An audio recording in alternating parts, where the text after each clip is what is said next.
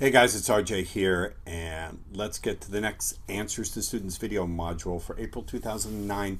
This is for Mark S. I think you're going to find this module, excuse me, quite informative and useful. Here's Mark's question. Let me sum it up. Basically, he's still stuck when it comes to approaching women. He goes to talk to them, his mind goes blank, then he starts talking to himself in his head saying, he hasn't integrated SS enough to actually have a go at it, let it see if it works. Then he loses any sense of fun about it and he doesn't do anything with it. So he's still hesitating, he's still stalling. What can he do? So here's my thoughts, Mark. First of all, thinking about it isn't going to get you out of the problem.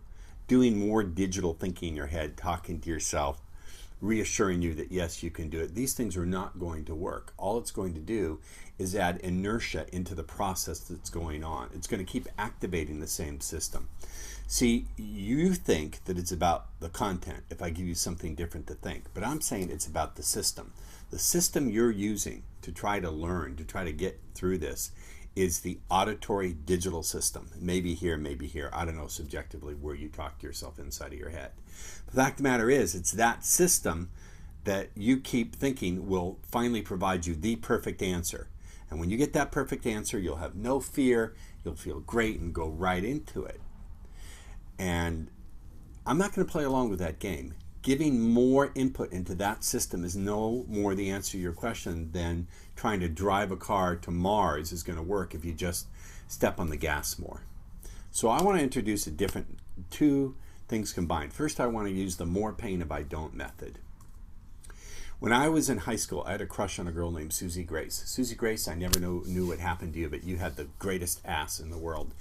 And I thought about asking Susie Grace out for like 3 months. And finally, I said to my friend Gary Cousin, I said, here's $100.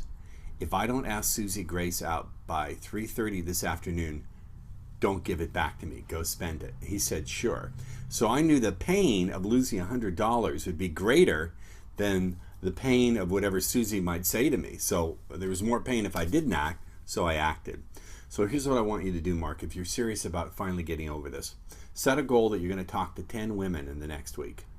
Doesn't have to be real slick, doesn't have to be real smooth, but you're going to do it. I want you to make out a check for $1,000 to the American Nazi Party, TADA, the People for the Ethical Treatment of Animals, Ku Klux Klan, some organization that you absolutely hate. I want you to put in an envelope, addressed and stamped, and then I want you to hand that envelope to a friend. I want you to tell him if you don't ask for it back within 7 days, he's to mail it. If after 7 days you ask for it back, you can't have it back. He's going to mail it. All right? And the only way you're going to ask for it back is if within that 7 days you talk to 10 women. Now, since you're afraid of fucking up, the next part is called paradoxical intent, which means we're going to aim at you doing an approach that's fucked up, so you no longer have to fear it coming. Someone wants to find a masochist not as someone who likes pain. A masochist is someone who sees a painful event coming in the future and they can't stand the anxiety of not knowing when it's going to happen. So in order to resolve that anxiety, they make it happen right away. So we're going to give that paradoxical intent. Since you're afraid of fucking up, we're going to have you do an approach that is guaranteed a fuck up. So it's time for you to do this famous approach of mine called Manny the Martian. This is something I came up with back in 1997 at the Hawaii Speed Life Seminar as a shame attacking exercise. So this is how it works. You're going to walk up to the chick. You're going to say to her, hi, I just wanted to tell you my name is Manny Martian. And you extend your hand for her to shake and you say, what's your favorite flavor bowling ball? That's it. Okay, so you walk up, you say, hi, I just wanted to tell you my name is Manny Martian. What's your favorite flavored bowling ball? Now, it doesn't matter what she says back. Doesn't matter if she says anything back. And you don't have to say anything further. You can just turn around and walk away. The point isn't, listen to me, to pick up girls, to get phone numbers, to carry on a further conversation, to get a date, or to be smooth or slick. The real point is, number one, by giving you something nonsensical to speak, you can stop worrying about her not liking what you have to say because it's nonsense what you're saying. Second point, get you over any fear of saying something stupid by deliberately having you say something stupid. And to practice the proper pausing and pacing of your delivery. And finally, I want you to calibrate to a couple of things. One of the things I do want you to do is to calibrate to a couple of things, which is number one, notice what's the expression she has on her face when she's outside paying attention to you. So when you say, hi, I just wanted to tell you, she's going to be paying attention to you. And then notice what expression she has on her face when she goes on the inside. When you say, my name is Manny Martian, and then you say, what's your favorite flavored bowling ball? When you say, what's your favorite flavored bowling ball, for a brief moment, she's going to go inside and try to figure it out. I want you to calibrate what her facial expression is when she's inside her head, because then she's going to come back out. Okay? So that's what I want you to do. And I don't know what's going on here with this, but that's what I want you to calibrate to.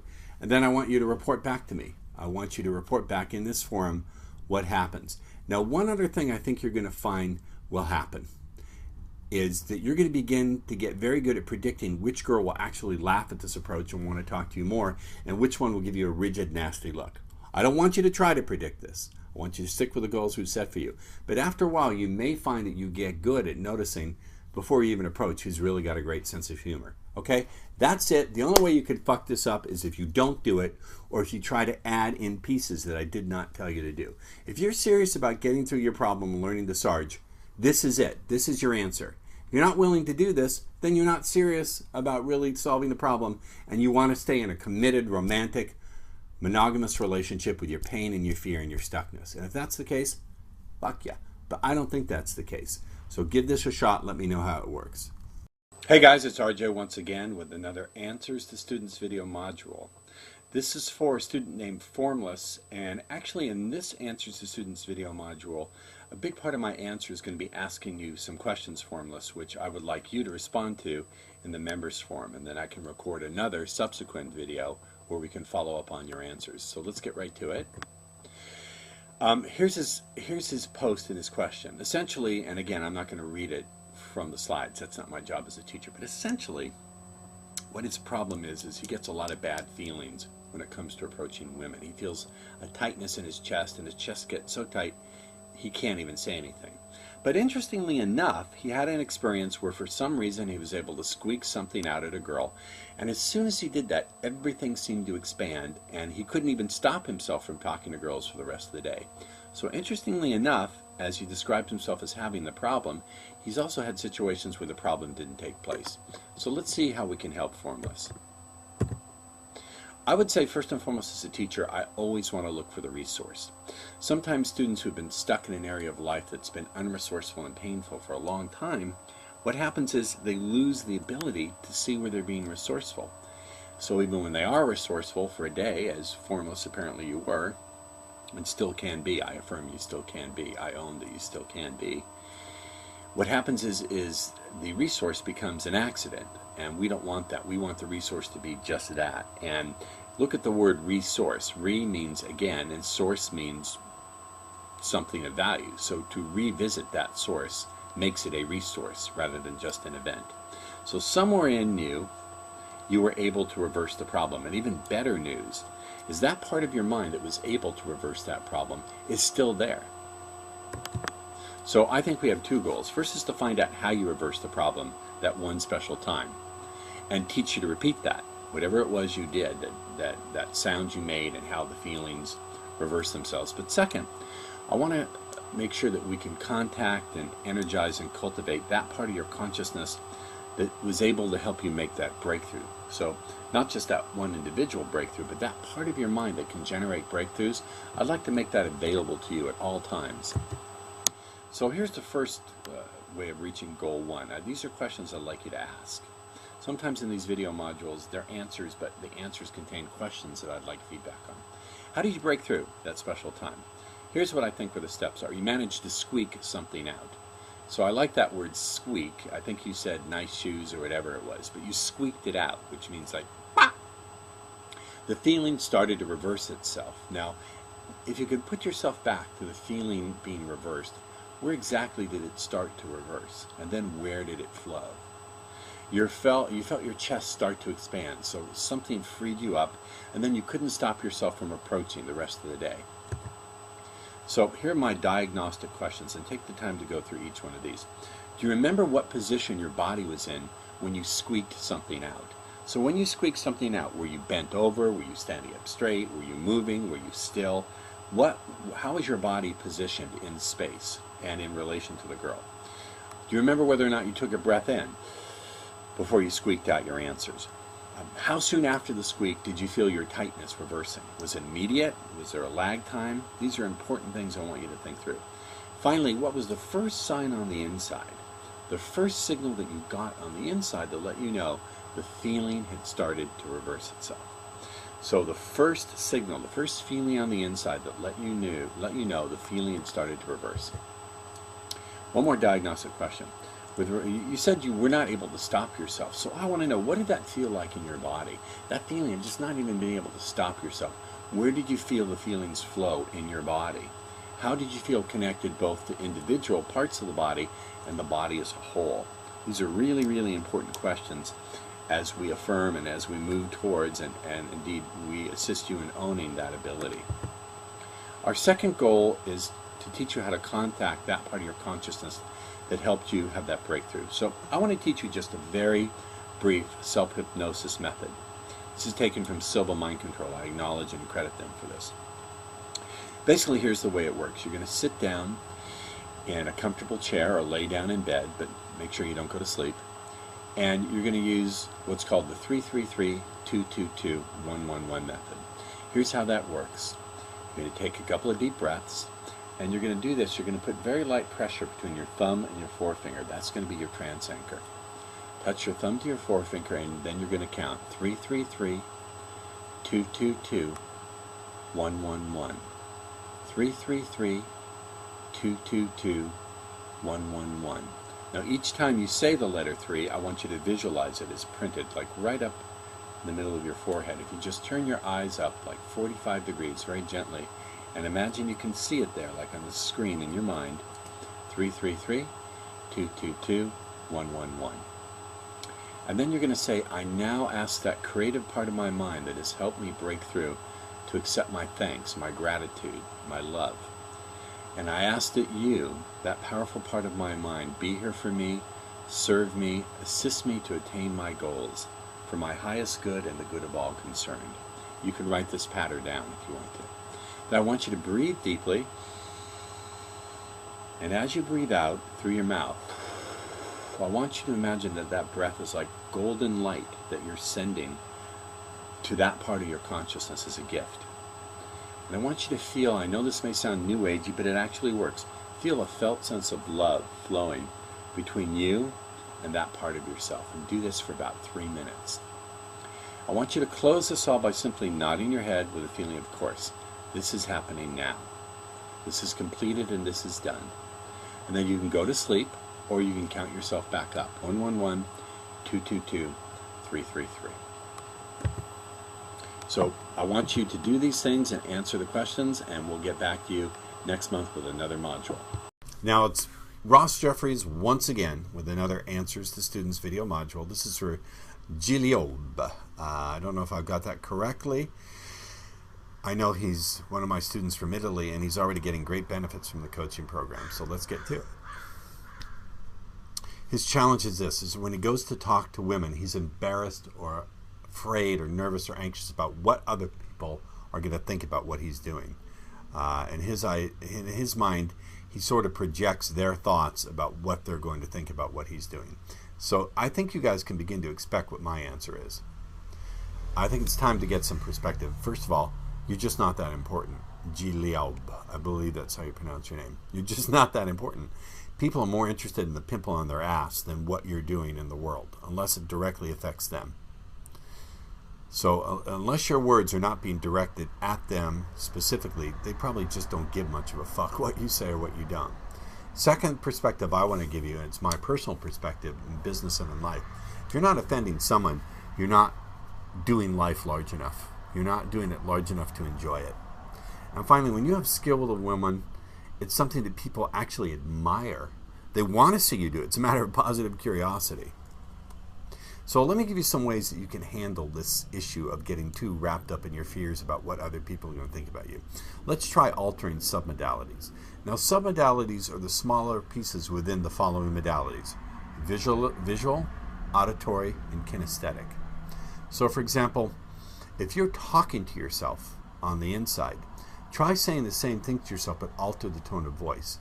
So if you're saying to yourself, "I'm such a fuck up, no one will like me," make the tonality seductive, like, "I'm such a fuck up, no one will ever like me." Make it silly, like, "I'm such a fuck up, no one will ever like me." Try moving the location of the voice. So if subjectively that voice is telling you people are going to rag on you or that people are going to judge you, if subjectively you seem to hear it from like here, experiment moving it over here. Experiment moving it over there. So let it say the same things, but make it come from a different place.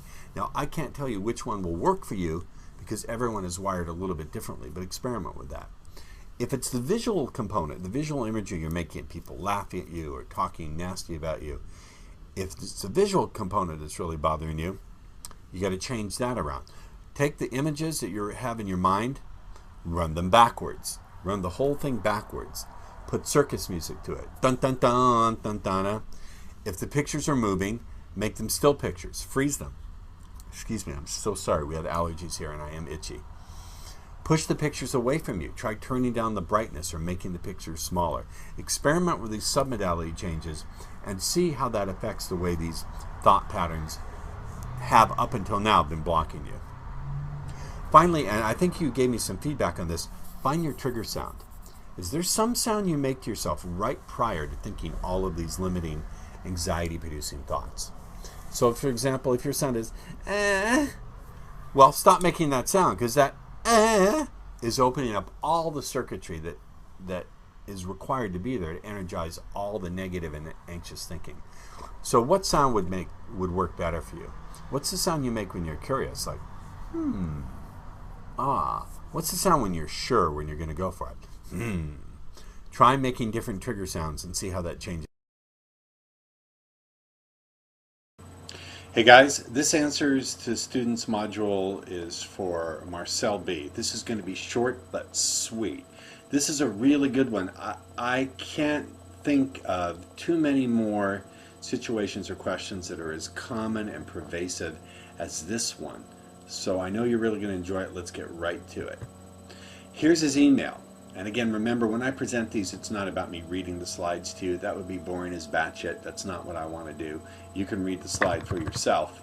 But essentially what he's saying is that he doesn't have approach anxiety except when he gets to women who are like an HB8 or higher. Then he shuts down. This is what he says. What can I do to overcome the shutting down? So this is the essence. We have a guy who does well with women until they get to be like an 8 or a 9 or a 10, whatever the hell that means for him, and then he starts to have a problem. Does this sound familiar? I bet it does. Now, as a teacher, one of the things that I have to do is listen to how people are languaging things and say, is that really the situation? And is the way he's languaging this really controlling the way he can see his options, and therefore controlling what he can do, and therefore controlling the results? I've said this time and again. The way in which you think about a subject determines what you can see as a choice, and therefore what you can do, and therefore it determines what results you get. So I don't think thinking about it shutting down is really accurate. I don't think that's what's going on. From my experience teaching thousands of guys since 1993, that's 15 years of experience, I can tell you that when it comes to really beautiful women, guys don't shut down. They amp up. Basically, there's so much electricity, there's so much energy vibrating through their neurology because of all the sexual excitement that the higher centers of the brain just get shut down. Another way to look at it, as my teacher Shinzen Young likes to say, there's only so much real estate in consciousness. If all of your focus, all of your attention is going into the feelings flushing through your body, you don't have a lot left over for the cognitive parts of your mind. So the first thing you have to realize is, how are you languaging the problem? How are you talking to yourself about it? What metaphor are you using? Well, the metaphor of shutting down is just not an accurate metaphor. When you pick a metaphor, a way of describing, a way of talking about something, You want to make sure that first it's accurate, that it really matches what's going on, and then that it's empowering and useful. Got to be accurate, got to be empowering and useful. So let's start putting this into perspective. First of all, way back when I wrote my first book in 1988, geez, I've been doing this way too long, that's 20 years. I said, one woman, one vote. On election day, that super smoking hot, beautiful woman gets the same number of votes as her disgustingly fat, ugly, hairy sister. Okay? One woman, one vote. See, one of the things that guys tend to think when it comes to very beautiful women is that they have some kind of universal beautiful woman to beautiful woman hotline. That if one woman rejects you, somehow some instant telepathic message goes out to every beautiful woman, and from then on their vaginas and arms and nasty bits are shut down to you forever. But in fact, there is no such thing. There's no universal communication system. It's one woman, one vote. And the next thing I want to tell you, and this is far more pervasive, you really don't realize how true this is. She may not think that she's very hot. Even if she's drop dead gorgeous, makes your gonads go at warp speed, she may actually think she's not good looking at all. I've seen this time and again and again. Drop dead beautiful women think they maybe have a half a molecule of fat on their anterior quadricep, but they think they're fat pigs. Or they have the tiniest little blemish behind one ear and they think they're monsters. She may not think she's so hot, so before you start putting her up on that genetic pedestal, you may want to realize that that's not her view of herself. She may think that she rates as a slob or a horrible, ugly werewolf of a woman. Now, you have to understand, beautiful women put men into altered states of consciousness. What is an altered state of consciousness? It's a state of consciousness different than the one you normally go around in. Beautiful women put men into altered states of consciousness. Granted that they're going to put us into altered states, doesn't it make sense to design the altered state that serves us to get our outcome, rather than the altered state that's our default altered state, which for most guys is bleh, bleh, bleh, bleh. So, one of the keys to this is forget about the fact that she has something you really want. Forget about that. That's going to take up no consciousness at all for you. It's going to take up no real estate in your consciousness. See, part of getting good at this is ignoring what the chump ignores and paying attention to what the chump doesn't notice. Strike that. I'm so sorry. I said that wrong. A big part of success in this is paying attention to what the chump ignores and ignoring what the chump pays attention to. So the fact that she has something you really want, that's not going to enter your consciousness. That's something you're going to be putting aside. Instead, you're just going to focus on how you can create the states in her that you want to create. You're just going to focus on whatever information you can elicit or evoke from her that will let you get what you want. So forget about the fact that you think she's really hot. Put that aside and focus all your intention and attention, that's intention and attention, on what does she have, what is she offering, what can you evoke and elicit from her that will enable you to get what you want. So those are the cognitive aspects. Now let me talk about the physiological aspect, the energetic aspect. Oftentimes when guys are really stuck, there's a cognitive aspect, how they're thinking about it, what meaning they're attaching, what metaphors they're using. And then there's the physiological aspect, what's going on. And remember I said a lot of this is about amping yourself up. There's just, you've got 100,000 volts going down a 10,000 volt test line. So how do you de-amp yourself? Well, I'm going to show you something kind of gross, and that's my foot. You're going to de-amp yourself using your feet. Well, what the hell do I mean by that? Well, what I mean is that when your body's going through an energetic overcharge, a good way to deal with it is to ground things down through your feet. Now, I could give you a lot of reasons for this. I could tell you, well, there's acupressure points on the bottom of the feet, etc., etc. And I'm not one to begin to try to explain whether there's any science behind this. Frankly, I don't know and I don't care. I just know that empirically, if you treat it as if it were true, if you act as if the model were true and just, do what I tell you to, you'll get the result that I predict, okay? And the result that I promise and predict. So what you're going to do is de-amp yourself using your feet. And it's very easy. What you're going to do, and unfortunately using this webcam, I can't really demonstrate it directly, but if you imagine that these are your legs, you're going to very slightly bend your knees and exhale. It's a slight bend in the knees, not like a deep bend like you're going to bend over and grab something or like you're about to jump. Just the very slightest bend in your knees, maybe about 2 inches. As you bend your knees, you're going to exhale. And as you're doing this, I want you to feel the feeling of your feet pressing against the ground. If you're wearing shoes, so much the better. You're going to feel the feeling of your feet pressing down against your shoes, pressing down against the ground. And you're also going to feel the feeling of the ground pressing back up against your shoes and your feet. Understand? And then when you straighten up, you're going to take a big inhale. So you're going to straighten up. And if you do that 3 times, you will de-amp yourself. I want you to try it. Just try it after you watch this and you'll see. So again, to review, you're going to ground through your feet, bend your knees slightly as you exhale. And then when you straighten up, inhale. And throughout all of this, you want to feel the feeling of your feet pressing down against your shoes, pressing down against the ground, and then the ground pressing up against your shoes, pressing up against your feet. This is key. And in fact, if you want to, we're talking about dividing the real estate in your consciousness. When you're interacting with super hot women, put about 20% of your attention on the feeling of your feet against your shoes and the feeling of your shoes against the ground. The bottom line is, if you can put 20% of your attention on the feeling of whatever's pressing against your feet and whatever your feet is pressing against, just keep 20% of your attention there. You will be so focused and so in tune and so de-amped. It'll be like you're talking to a huge, fat, disgusting, hairy-lipped pig. Okay? And then you're going to do really well. This is very powerful, very important. These are the kind of things that are really counterintuitive. Now notice one thing I'm not telling you to do. I'm not telling you to pump yourself up with confidence and say, yes, that hot bitch, she's mine. Yeah. That can work. That can work. That's just rehearsal confidence, and that can work. But if you got this physiological overcharge, I can tell you that physiological overcharge, your physiology will always, and I mean always, wipe out, overwrite, and overcome anything you simply rehearse in your head. I'm going to say it again. Rehearsing in your head is great, provided there's not some physiological overcharge going on. When there's a physiological overcharge going on, as there is with beautiful women, then rehearsing in your head alone will not be enough. You've got to learn to handle the physiological aspect. Now I'm going to show you one more trick. Now we're going to get to the cognitive piece. If you really want to get good, rehearse success through her eyes. Here's what I mean. It's one thing to see yourself acting the way you want to act, and I like that. But here's a really wicked trick. Imagine that you're looking at yourself through her eyes. So imagine as if you're standing inside of her body, looking out through her eyes at you. And then, since we're dealing with physiology, I want you to feel a little of her rush of excitement, just a little bit.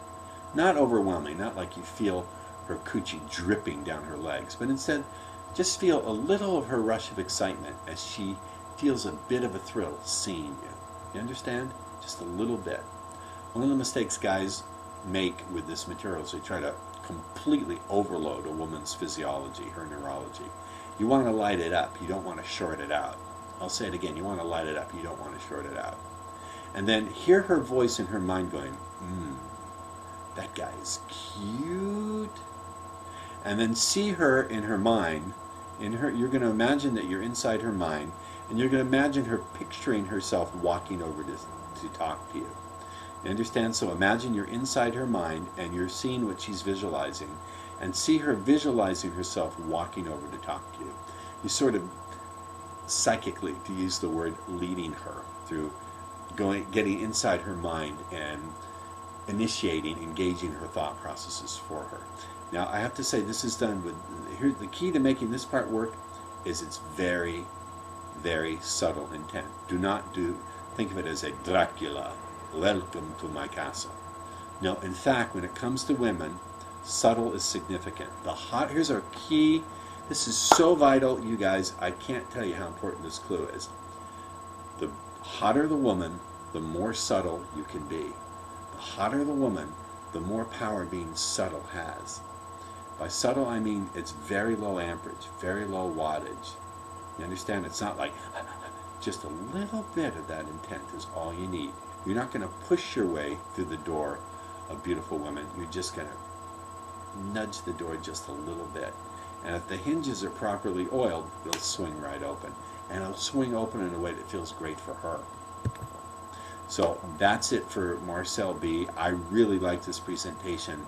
I want you to watch it several times. I packed a lot of really good, powerful, dense, useful information and knowledge and wisdom into this module. Marcel, please let me know what you think about this.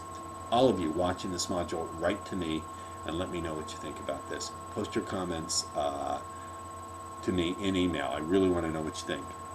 Thanks a lot. Hey, this is an Answers to Students video for Stefan, all about how to recover when a woman rudely shuts you down. So Stefan's challenge was on a recent Ask Me Anything call. He reported that a woman in a club had rudely shut him down and it really screwed up his state. So he wanted to know how to recover his state after a woman rudely shuts him down. Now I should say, all of us have different challenges. For me, a woman being rude, no problem, I don't care, I just laugh. For me, I affirm up until now what had been a big challenge for me is when women are flaky, when they say one thing and do another. For me, that had been a challenge up until this moment. Notice how I language it. So there are three ways to go after this. Go after the meaning, go after the physiology, and then have an actual response ready. So there are three components here to recovering your state. Again, it's the meaning you give it, using your physiology to ground and reset yourself, and then having a well-prepared verbal response that also speaks your truth. There's something healing and empowering about speaking your truth, even when the power situation feels like it's against you or actually is against you. So let's start with the third one first. If a woman shuts you down and you've never really not done anything to deserve it, then probably it's almost certainly a problem with her. Okay?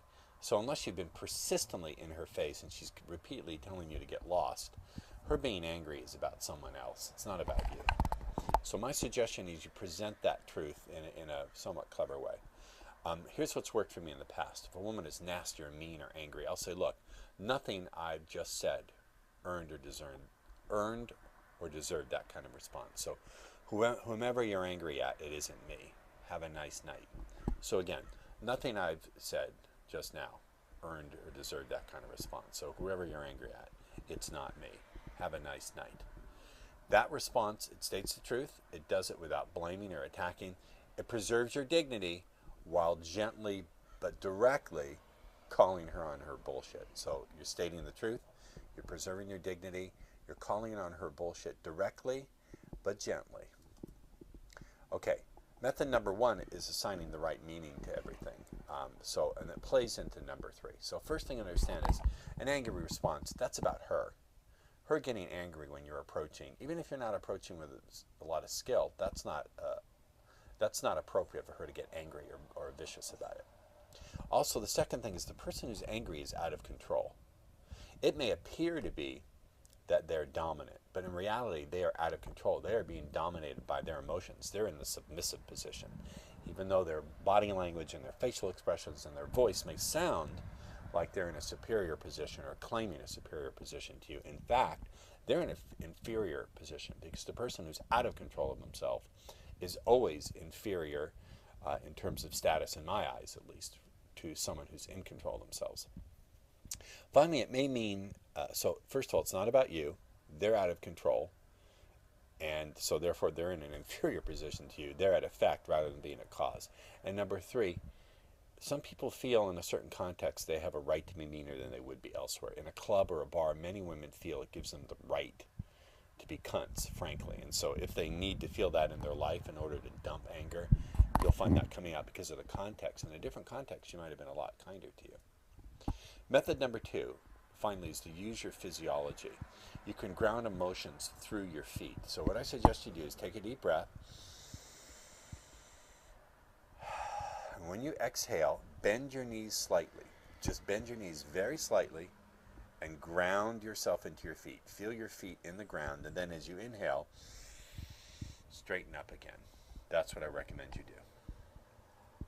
Okay, so those are 3 different ways to handle it. Let me know how this serves you. Practice with the techniques.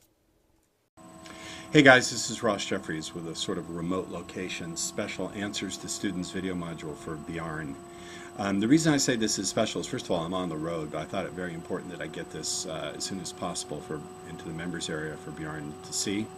And also, you may notice some background noise. I do not have my normal big professional microphone with me, but it was important for me, I think, to get this done and not wait till I got back to my road trip. From my road trip, I've been on the road a lot. So the structure of this will be a little bit different. There's not a specific question that Bjorn has asked me, but observing his questions over the months and observing him in person, I think I have some key insights, some keen insights, which also I think apply to many people who come to this game. So let's get right to it. Fundamentally, and again, remember when I present these things, it's not my job ever to read from the notes. The notes are, the PowerPoint is there for you sort of as a, I don't know, a crutch, a stick, whatever you want to call it. But fundamentally, I think when I look at all of Bjorn's questions, there's some things in common. There's a stuckness there that does not relate to the content of his question. And here's what I mean by this, and here's what I mean for you, Bjorn. Let's say your question is about, I'm afraid of disappointing someone at work, or I don't know, I'm afraid this woman may not like me, blah, blah, blah. Just from observing you, I think what's really going on is that the systems that you're using in an attempt to find answers and change for yourself are not the systems that can work for you. And here's what I mean by that. What I mean by that is, you can just ignore this slide for a minute. What I mean by that is, I think a lot of your ways of seeking knowledge about your world come down to arguments you have in your head, auditory dialogue that you have with yourself, thinking thoughts in the form of internal auditory voice, your own internal voice. And then occasionally also you will look for information, what you call information, what you think of as information. I don't think it's information at all. To me, things only become information when you utilize them in the world with people to observe results. Up until that time, they're not answers or information, they're just potential. And it's through your actions in the world that that potential, that waveform, collapses into something that's actually real that you can use. But having said that, I think too much of your way of processing your world is through auditory dialogue, and that you're cutting out some other systems that could be very useful for you. One of which is, I think, visualizing. I think your ability to tune into visual intuitions about people is severely limited. Your ability to visually get creative information about new solutions to what's going on. That entire system of processing the world is either not functioning, or what's more likely, it's functioning at a very reduced level. So you're robbing yourself of 1/3 of the information, 1/3 of your ability to interact with your world.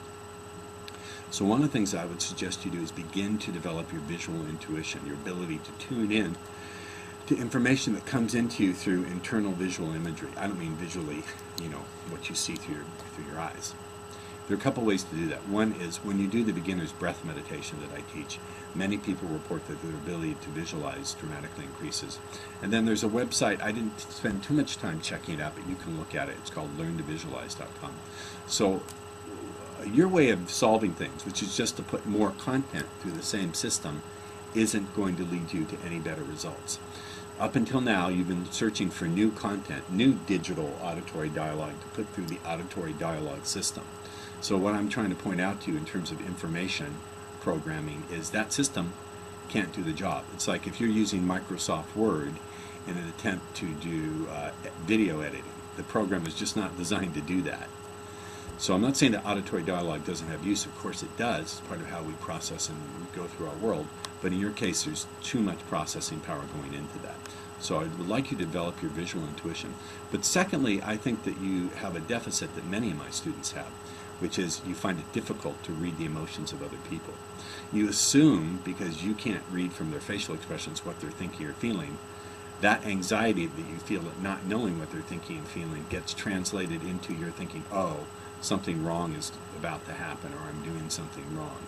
So I think if you could learn to get better intuition about what people's facial expressions are telling you about their real emotion, as opposed to your speculation, that would really help you as well. I have these slides a little bit out of order, so one thing you can do, let me skip through these. I don't think I can skip back. I'll get back to it. The other thing is your rumination to experimentation ratio is way off.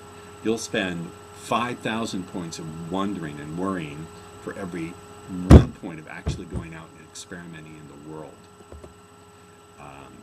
Oh, here it is. Reading people's other emotions. reading other people's emotions as opposed to your own speculations and anxieties. I strongly recommend the work of Paul Ekman. Paul Ekman has got real science behind this. And he has some books and products that can teach you to learn how to read people's emotions from their faces. I have a little HTTP here, a little HTML code for one of his books. I strongly recommend that you do that, because I think a lot of your anxiety in the world is based that you can't accurately read people's emotions. And when you pick up that skill, you'll find a lot of your anxiety is reduced. Epistemology is the study of knowledge. Part of your problem, I think, is epistemological. You don't learn through experiments with people in the world. You learn through your speculation. You think you learn. You just speculate and worry. And instead of experimenting, let me put it this way. I said you can only learn so much through experimenting and guessing. What I really meant is you can only learn so much through ruminating and guessing. You learn a lot. You learn an awful lot through experimenting. So one thing that would help you is if you were to realize that your anxiety about what other people may do with you or how they may be responding actually has no information content. The fact that you're feeling anxious or worried says nothing about what the other person's going to do. It's just a sign that you're feeling anxious and worried. So as soon as you can begin to have a different response to that anxiety, as soon as your response is no longer, oh, I'm about to fail or I'm in trouble, but the response is, you know what, no information here, then you can learn to move into action. So my recommendations, if I were to summarize them, is develop your your ability to get information and intuition visually, develop your ability to read other people's expressions on their faces, and change your epistemology so you learn through your actions in the world rather than your speculation. And this is really about systems rather than answers to specific questions, because I think you need systemic change, not new content. Systemic change, not new content. So that's it. I hope this proves useful for you. Please give me your feedback. And again, this is sort of off the cuff. I don't have my normal equipment, but I've been on the road for 3 weeks, and then I'm on the road again, and I didn't want to wait to get this to you because I think you really need it. Hi, it's Ross Jeffries, and let's get going with yet another Answers to Students video module. I really enjoy doing these sort of private, custom-designed video mini-seminars for students. This is going to be a very interesting one. It contains some intricate and complex concepts, so you may find that I discuss things that aren't exactly in the slides, and that's okay. So let's get going with it, and it's for Bjarne. I don't know exactly how to pronounce his name. I think it's Norwegian, similar to Swedish. Bjorn, maybe it's Finnish. I don't know, but let's get to it. Here's the essence of his question, of his post. It said he has a hard time speaking to anybody. And it breaks down into the following things. First of all, if he feels that he's doing something for his own interests, where if he's persuading or marketing or seducing, he has trouble. The other aspect of his problem is he prepares too much. He prepares so much and keeps rethinking and second-guessing himself that he hesitates himself into the ground. That's essentially what this is all about. Now again, as a teacher, it's not my job to read from these slides. These slides are there for you. So here's my response. Here's a gold key rule when it comes to change. Think systematically rather than symptomatically. When people are really stuck, they're so focused on the symptoms that they're not thinking of the system. So my rule as a change worker is to go, okay, setting the symptom aside for a minute, what systematically has to be going on in order to produce that symptom? And then what can we do to change things around? So here are the following 5 questions that we're going to review in this answer for him. And I think as the rest of you watch this, you'll see that this applies throughout life. It applies in many different areas. Certainly not just to this one area that he's facing, and certainly not just for this one person. So here are the 5 questions. We'll go through each one separately in an individual slide. First, I ask myself, where does he not have the problem? So I want to look for the resources. Is there any kind of context, either emotionally or socially, relationship-wise, where he doesn't have the problem? Second, how does he balance sufficient preparation with feeling ready enough to move with it? Third, what are his beliefs about being successful with this? Fourth, what meaning does he give excuse me, to being persuasive or seductive? And finally, how can I teach this person? How can he learn to distinguish signal from noise? So let's get to these. First, I ask, where does he not have the problem? Well, it's obvious. He says it's easier for him when he's working for someone else's outcome or benefit. So when someone has a problem in one context, but in another context he doesn't have the problem, I ask the following questions. And I ask it for you, Bjorn. You're not here in this recording, so I'd like you to give me feedback in the members area. But I have to ask, what's present when you're working for someone's benefit that's not present when you're working for your own? When you're working for someone's benefit, is there anything present in terms of the way you're thinking, in terms of what your beliefs are, in terms of what you're doing with your physiology, your internal representations?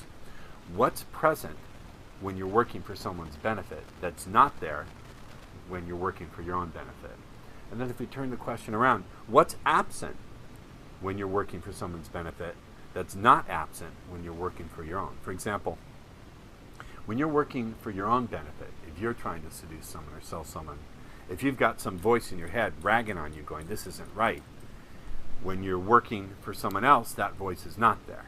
So we want to look and say across the board in terms of what's going on in your mind with your internal representations, how you're breathing, what you're visualizing, what you're saying to yourself, in terms of the meaning that you attach to things, what's present when you're working for someone's benefit that's not there when you're not working for someone's benefit, what's absent when you're working for someone's benefit that is there when you're working for your own, because those begin to show you the elements of leverage. Now here's another question that we really want to help you address, which is, how are you going to balance sufficiently preparing with knowing when it's time to move? This is really important because obviously there's legitimate, reasonable, adult consideration that when you do something you want to be sufficiently prepared.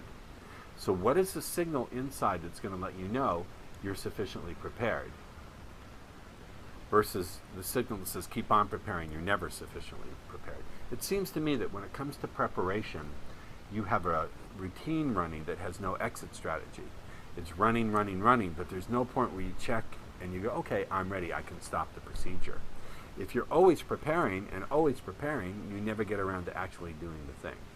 So we have to ask, what's the signal inside that would let you know you're prepared? There are other areas in life when you know you're prepared. So what is the kinesthetic sensation you get in your body that lets you know, okay, I'm ready to do something? Second thing I would like to ask is, what are you assuming without proof about the responses of other people that in fact may not be true at all? If you're assuming that people are going to reject you if you're not absolutely perfect, if you're assuming that people require you to be totally smooth, totally slick, totally competent, then that's a working assumption I think is in fact not correct. Other people may not be carrying the expectations for your performance that you carry. And in fact, I can tell you when you're really, really slick, people don't trust you. People like it if you're a little bit hesitant, stumble just a little bit. And third, and this is really crucial, and again, these are questions I'm bringing up for you. We need to have a dialogue because I can't, in a recorded video, totally address your needs. I need to have feedback from you. So it's important, Bjorn, that you respond to this in the members area. How do you learn to distinguish between a reasonable desire to be ready and a crazy need to know with certainty? These are things that we really need to work with you. Now, my next part is, what are your beliefs about being successful with it? Do you think that if you succeed with persuading someone else or seducing someone else, that you have to hurt them? In your mind, does getting what you want always equate with the other person being cheated or hurt? And if you do, I think that's a really bizarre belief. There's no proof for it. Does that mean when other people get what they want from you, that they always have to hurt you? I don't think so. So the real question for you is, what would be the most useful but realistic, notice what I said, realistic beliefs about you succeeding without hurting others? If you form the belief that says, I always help others get what they want when I get what I want, that's a good thing to aim at. See, something like that.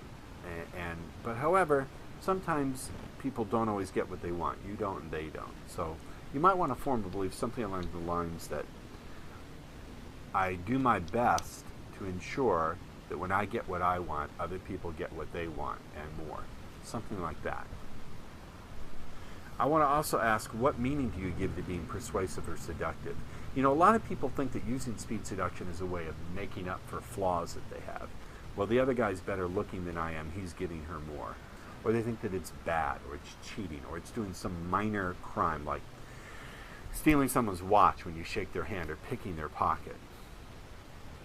Or it's a way to get around the fact that you're offering the second best to people. And what I'm trying to get you to understand is that the energy that you offer when you do speed seduction and the emotions that women experience when you do speed seduction, that's not cheating women. That's giving them what they really want. That's the gold coin that women are looking for. And again, finally, this is about signal to noise. It feels to me like in this area of your life, you generate a lot of considerations that aren't even necessary. You glue on a lot of extra stuff that really doesn't even have to be there. For some reason, when I think about you and in this area, I think of a car that's attached lead weights to the tires to keep it from functioning properly. So one of the things overall I would like to ask is, how can you quiet down your system to allow your actions in the world to tell you how things work and what's right or wrong for you? If I look overall at what's going on systemically with you, one of the things that's going on is you rely on your thinking in your mind to tell you what's going to work rather than your actual experimenting in the world. And really, that's not a way to find out what works. For you to stretch yourself and find out what you can really do in the world, you need to experiment. And if you think that by simply adding different content into your spinning things in your head, you're going to make big shifts, that's not correct. So really, this is one of these videos where I need your feedback and participation. I want to encourage you to email me, and what we're going to do is, if you have a video camera, we'll get in and do a private mega meeting, you and I. But it's very important because I've done my best in this, but I need your answers and your feedback to these. I hope all of you have found this very important. There's some keys to personal change that I've impacted, that I've compressed into this video. They're essential that you get. Hi guys, it's Ross Jeffries, your one, only, and favorite guru of getting some, with a fabulous instructional video module for October 2009. And this is how to linguistically leverage your stuck points into stepping stones so you can power yourself up your learning curve. I'm really excited to be presenting this module. It deals with something I think that we all can see profound implications into. This deals far deeper than simply getting good with women, but really about how to set yourself broadly free in many areas of life. So let's get to it. Language. I've said many times before, language structures our thoughts. We think in language. Now it's true, we also think in visual imagery and there are feeling components to thought, but primarily, the primary building blocks of our language, the bricks in the wall, to use a metaphor, perhaps not the best metaphor, are words, language. And it's equally true that the deeper structure of our thinking is reflected back in the language that we speak. If we know how to listen carefully, people will reveal to us the operating metaphors around which they've organized the meaning of their experience. And this is very powerful. So here's the idea. We can use language to glue our problems right back to us, or our language can free us and open up an entirely new range of possibilities that we couldn't even consider before. So here's the thing. I am not someone who believes in positive thinking. I do believe in rehearsing result and cultivating energy and all that. But understand, it's important to be able to see where you're going wrong, where you need improvement. I don't want you to gloss over it. The issue is, can you start with the problem, but don't make the problem the entire story. Don't make it the end of the story or the whole picture. See, usually the way people language their problems, and I'll get specific in a moment, creates it in a way where the problem becomes the end of the story and the entire picture. So absolutely, I want you to see where you need improvement, but I don't want you to stay stuck or glue it back to you. So here's the master change key. Learn to be specific in time when you first language the challenge or the problem. Many times guys say things like, I can't talk to women. I'm not closing women when I get them alone. I have a hard time opening groups. Now, I'm sure you have languaged your own challenges in this way, and there's nothing wrong, again, with recognizing where you have a problem. But look at this statement. Look at the first one. I can't talk to women. Well, when specifically can't you talk to women? Are you stating that this lack of ability is something that you believe will be there in the future? Does it apply to your present? Or is it just something, a description of what's happened in the past up until now? Because you're not specifying it in time, it not only is a statement about what you've experienced, it is an affirmation and a claim about what you believe you will continue to experience. Now, this may seem like a subtle distinction at first, so I'll say it again. When you say, I can't talk to women, what are you really doing? You're not saying up until now, which is going to be the key, it had been my experience, which leaves open a new possibility. You're stating it unspecified through time. So the unconscious mind says, I can't talk to women. Okay, therefore, when you go to try, your unconscious mind says, no, he said he can't talk to women, so I'm going to shut down all the possibilities. I'm going to shut down all the circuitry he needs to get that done.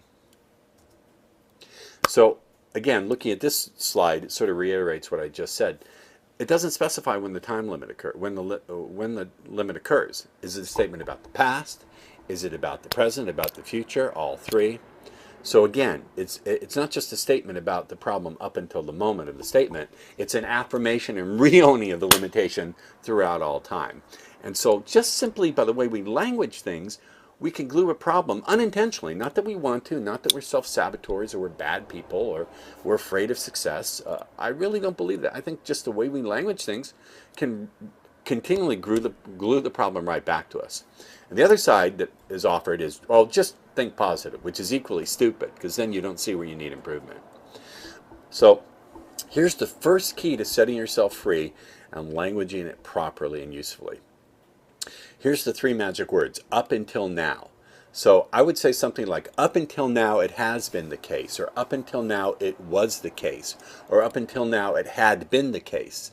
And then state whatever the stuck point, issue, or challenge is. Up until now it had been the case that I could not open groups. Up until now it had been the case that I was not sexually aggressive and closing women sexually, opening women sexually, however you want to put it. Up until now, I had been stuck with only attracting women who are 5s or 6s. You understand? It's okay. You're recognizing it, but you're not making it part of who you are into the future. You see what I mean? So up until now is the start of learning to language it usefully. Again, these three words, up until now, allow you to state the challenge without reaffirming it, without gluing it back, because you're specifying the period. Up until now does not include now. Up until now means in the past. So you get to start with it, but you also now open up the possibility that something can be better and different. And the next step is to add in the statement, and I now. So you've stated the problem as being in the past, and now what you want to do is tell your mind what you would like to have better or different. And that means you're going to add in some quality of personality, some skill, some process, some practice. And to do that, we use words like choose, and I now choose, and I now create, and I now embrace, and I now claim, and I now practice, and I now come from. These are powerful words because these are words that imply that you are at cause. You're no longer at effect of the phenomena. You are at cause, and you are directing yourself powerfully to take on some quality of personality or skill or process or practice or all of those things combined.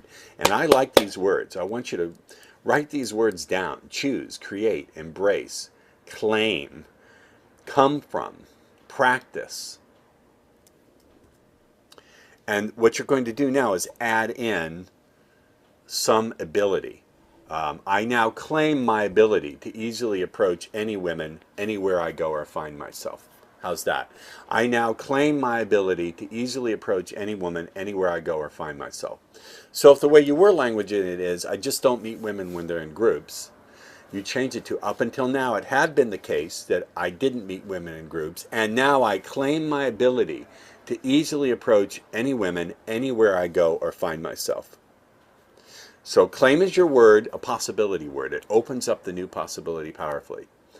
Ability happens to be a quality or skill that you're choosing. And approach any woman anywhere is a behavior or process that's going to flow from and more specifically defines that ability. I can see I may need to unpack this with another module next month or do a call on this, but it's really powerful. Now we have to add in the results. So you're approaching women, that's good. You added in the process or the quality of personality and you're doing the approaches. Now we have to tell the mind what results you're going to get.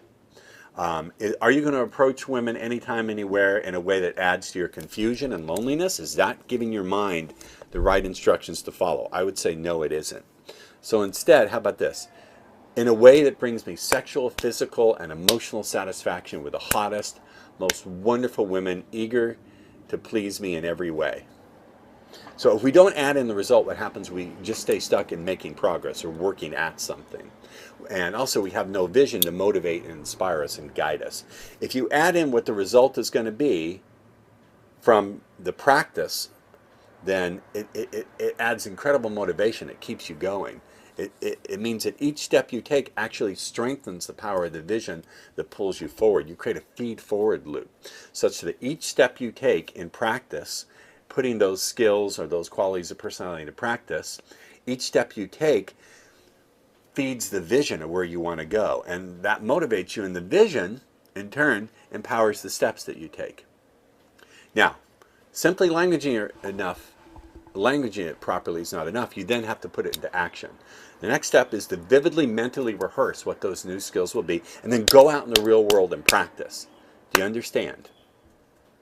So here's a review of the steps. First, acknowledge the challenge, but remove it from your present and your future by saying up until now.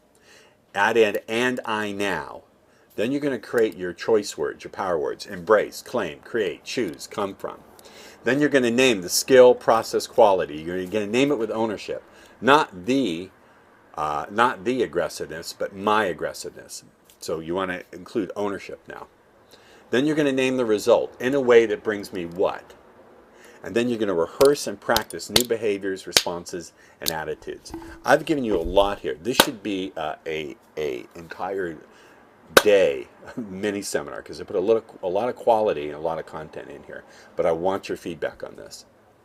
I want to acknowledge someone. Much of this was influenced by the learnings of a man by the name of Robert Tennyson Stevens. I have to be ethical and give that man credit for influencing how I thought here. I think I've upgraded and unpacked what I learned from his teaching, but nonetheless, here's his CD course. It's Conscious Language 101 at masterysystems.com. I don't know him. I've never spoken with him. I sent him one message on Facebook and got a strange response in my book. I don't buy into a lot of what he teaches. He's kind of a nut about the Bible, but his stuff on language is first rate, and I feel I owe him this debt of acknowledging his work. Go there and get his Conscious Language 101 CD course. You can only get it at his site. You can't get it on Amazon. So again, this is my way of being ethical, responsible human in the world by having the integrity to acknowledge my intellectual influences. It's the way you should be as a teacher. It's the way I choose to be as a teacher and as I walk the path of teaching. So Robert, thank you for that. And even though you don't know me, you've graced my teaching. I appreciate it, though you're a nut with some of your Bible stuff, dude. Okay, I want to get your feedback on this. You can see I put a lot of thought into this. Hey guys, it's RJ, and I'm very excited about this instructional video module. This is part 1 of 2, and I think I should give you a little bit of background about why I created this module and its companion module, which is the next one you're about to see after this one. I've been thinking a lot about overall, the big, broad, overall picture of what are the various things that keep guys stuck, keep them from learning. The more I think about it, the more I realize that actually success with women shouldn't be that difficult. Once you get out of your own way and you sort of see the matrix and you have a good strategy for getting out of your own way and staying out of your own way and a good strategy for learning and seeing what you're doing right, it should be relatively easy. By that I mean, even though it may be difficult at times, it doesn't mean it has to be a struggle. If it's a struggle, then there are stuck points. And now that I'm on my, if you can believe this, I wrote my first book in 1988. I just finished my second book. We're in the process of editing it. We'll talk more about that next month. But I've really been thinking about the deep structure of what keeps guys stuck. So I created this in the next module, the companion piece of part 2. So you can really look at this and go, wow, this is me. This is me in this one, this is me in this one. And then we can address subsequent answers. So let's get started with this, okay? This was triggered by an email that a fan wrote me. It wasn't one of you guys in the coaching program, but he said to me something interesting. He said, you know, I'm really good at getting women to talk to me. I'm friendly with women. I can approach any woman. I get them to laugh. And they enjoy hanging out with me, but it almost never turns into sex. Once in a while, he said, it does. And he was really, really stuck, and the poignancy of his confusion really got to me. I could really feel how he was confused and very frustrated and ready to throw in the towel and just couldn't see what he was missing.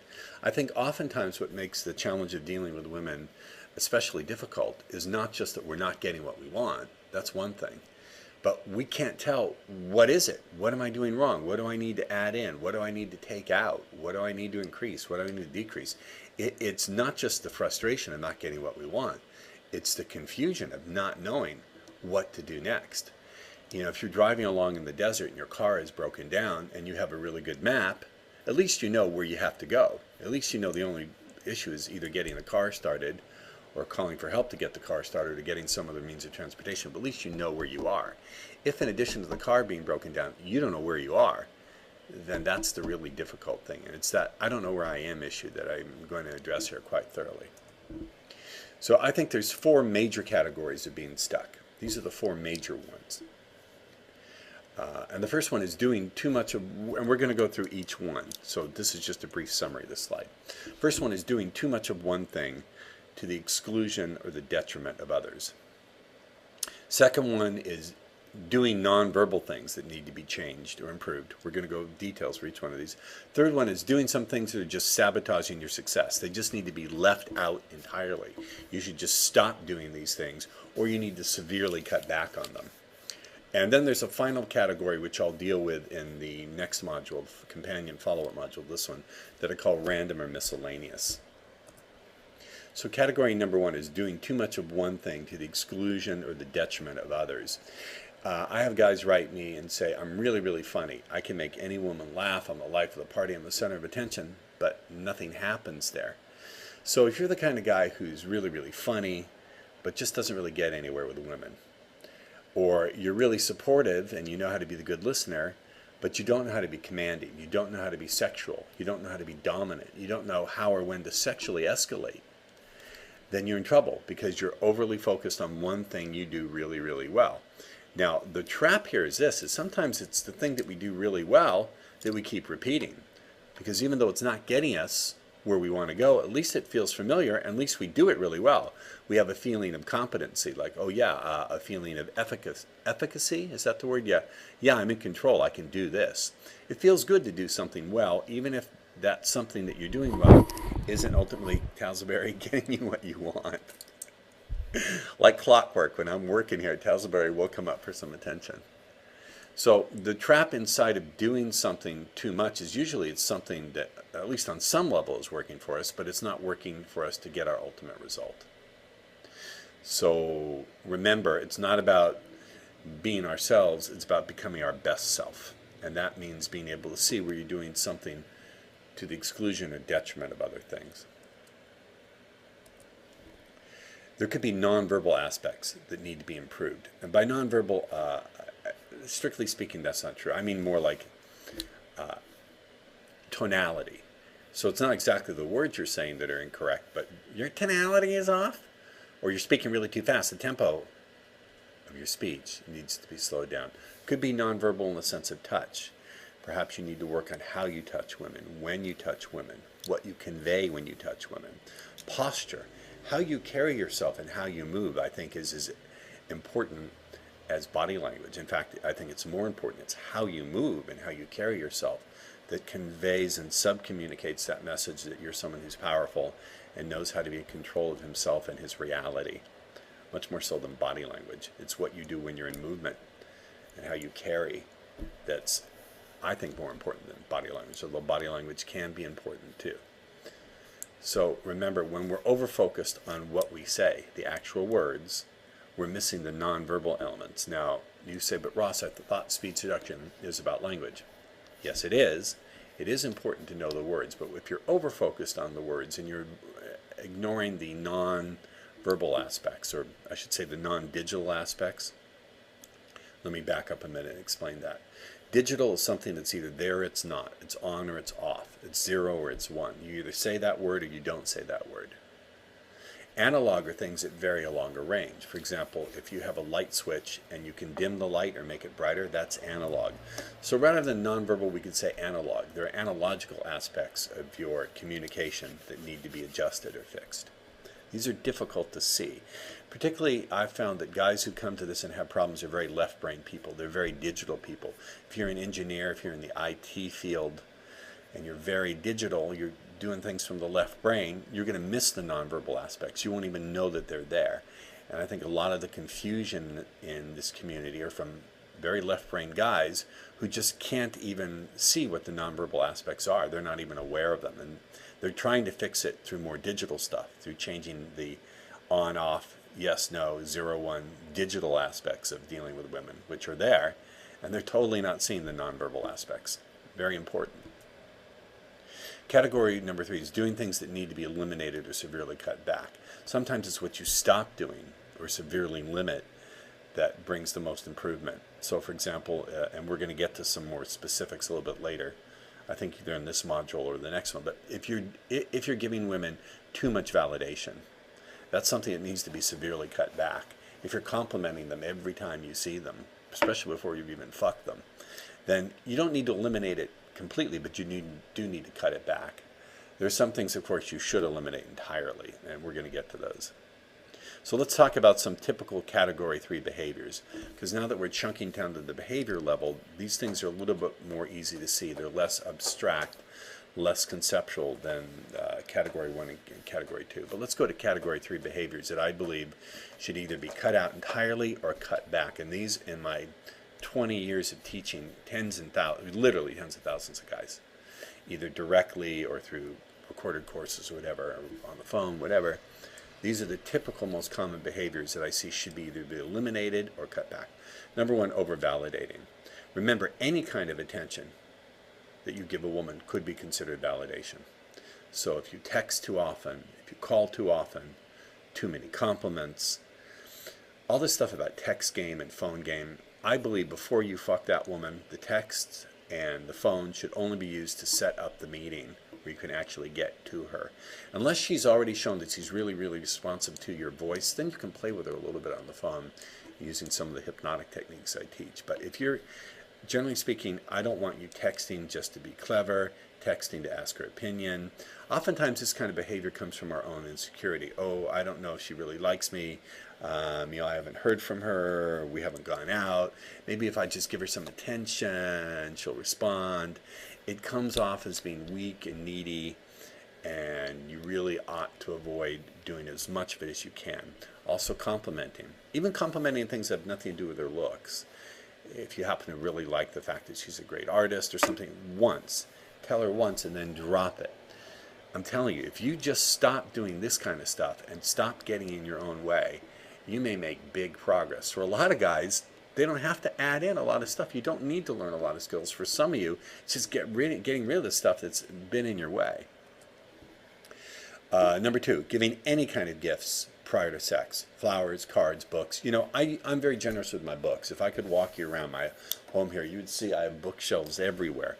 And, you know, I like to loan out books. I like to give books. I used to do this because I'm just a generous guy.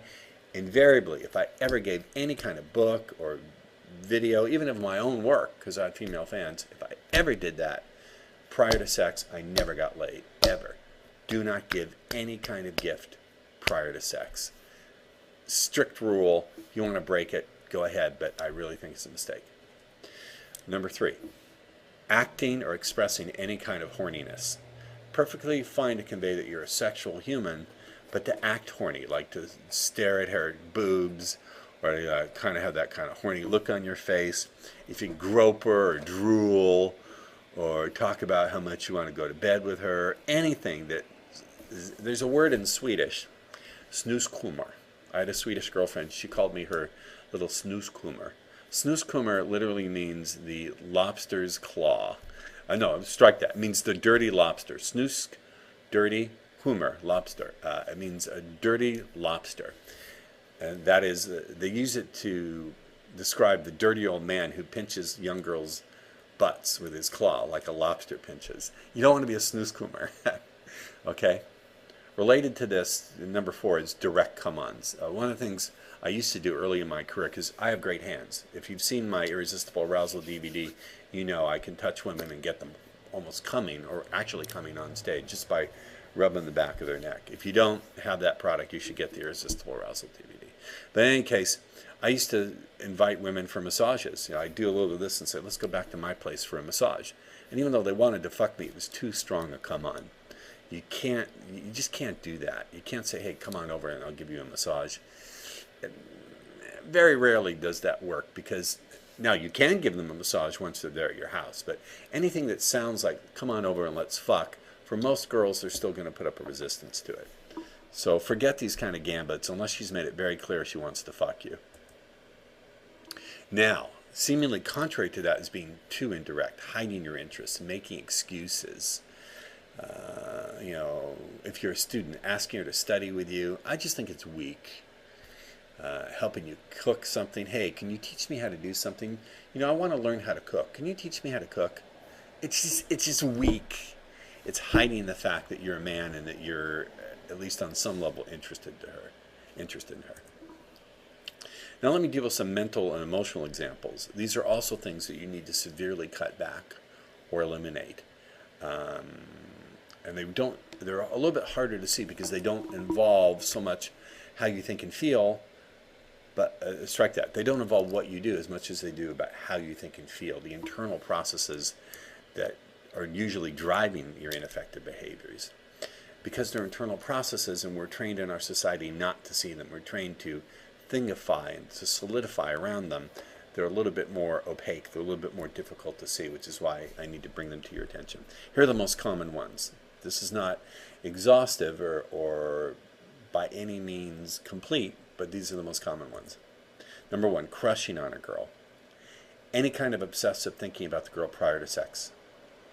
This could include wanking to her more than once. Okay, before you fuck a girl, you get to masturbate to her once. Anything more than that, it's a form of crushing, sexual crushing.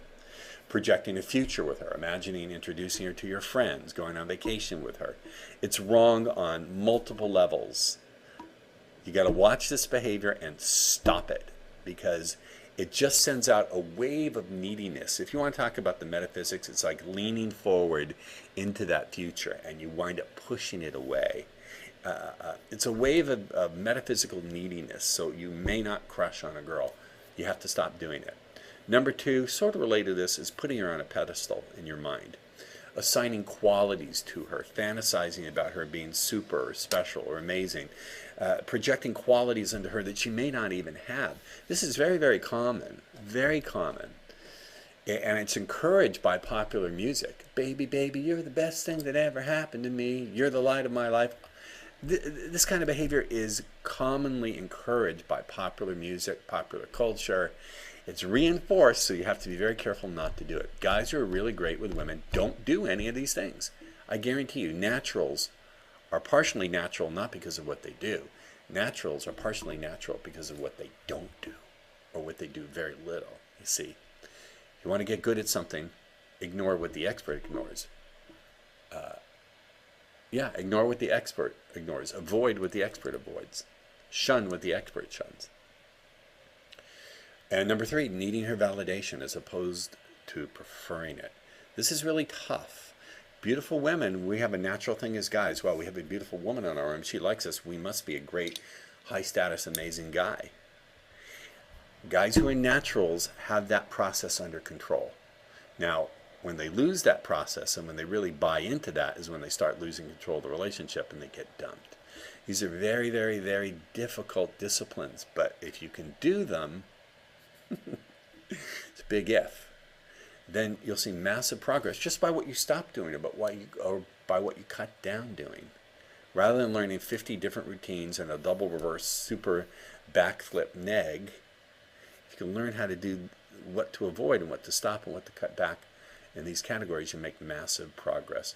Now, one of the reasons why I teach a meditation discipline is because meditation allows us to take a lot of the drive out of these mental processes so they don't overwhelm and overtake us. We can see them as they're just subtly beginning to arise before they fuck us up and make us trip over our own dicks.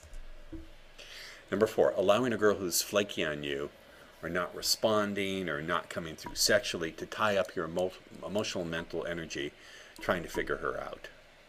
If you've ever had a girl flake on you and you spend so much time figuring out why did she do this, or you go out and she doesn't fuck you, and then you start running around in your head, why did she do that? How come I don't get laid with this girl? And you wind up generating this whole trance of being focused on what isn't working and trying to figure the girl out. No. It's the female mind's job to figure out why males are not coming through. It's not your job to try to figure out why the girl is not coming through or why she's frustrating you. It's legitimate to say, okay, here's the situation, what do I want to do about it?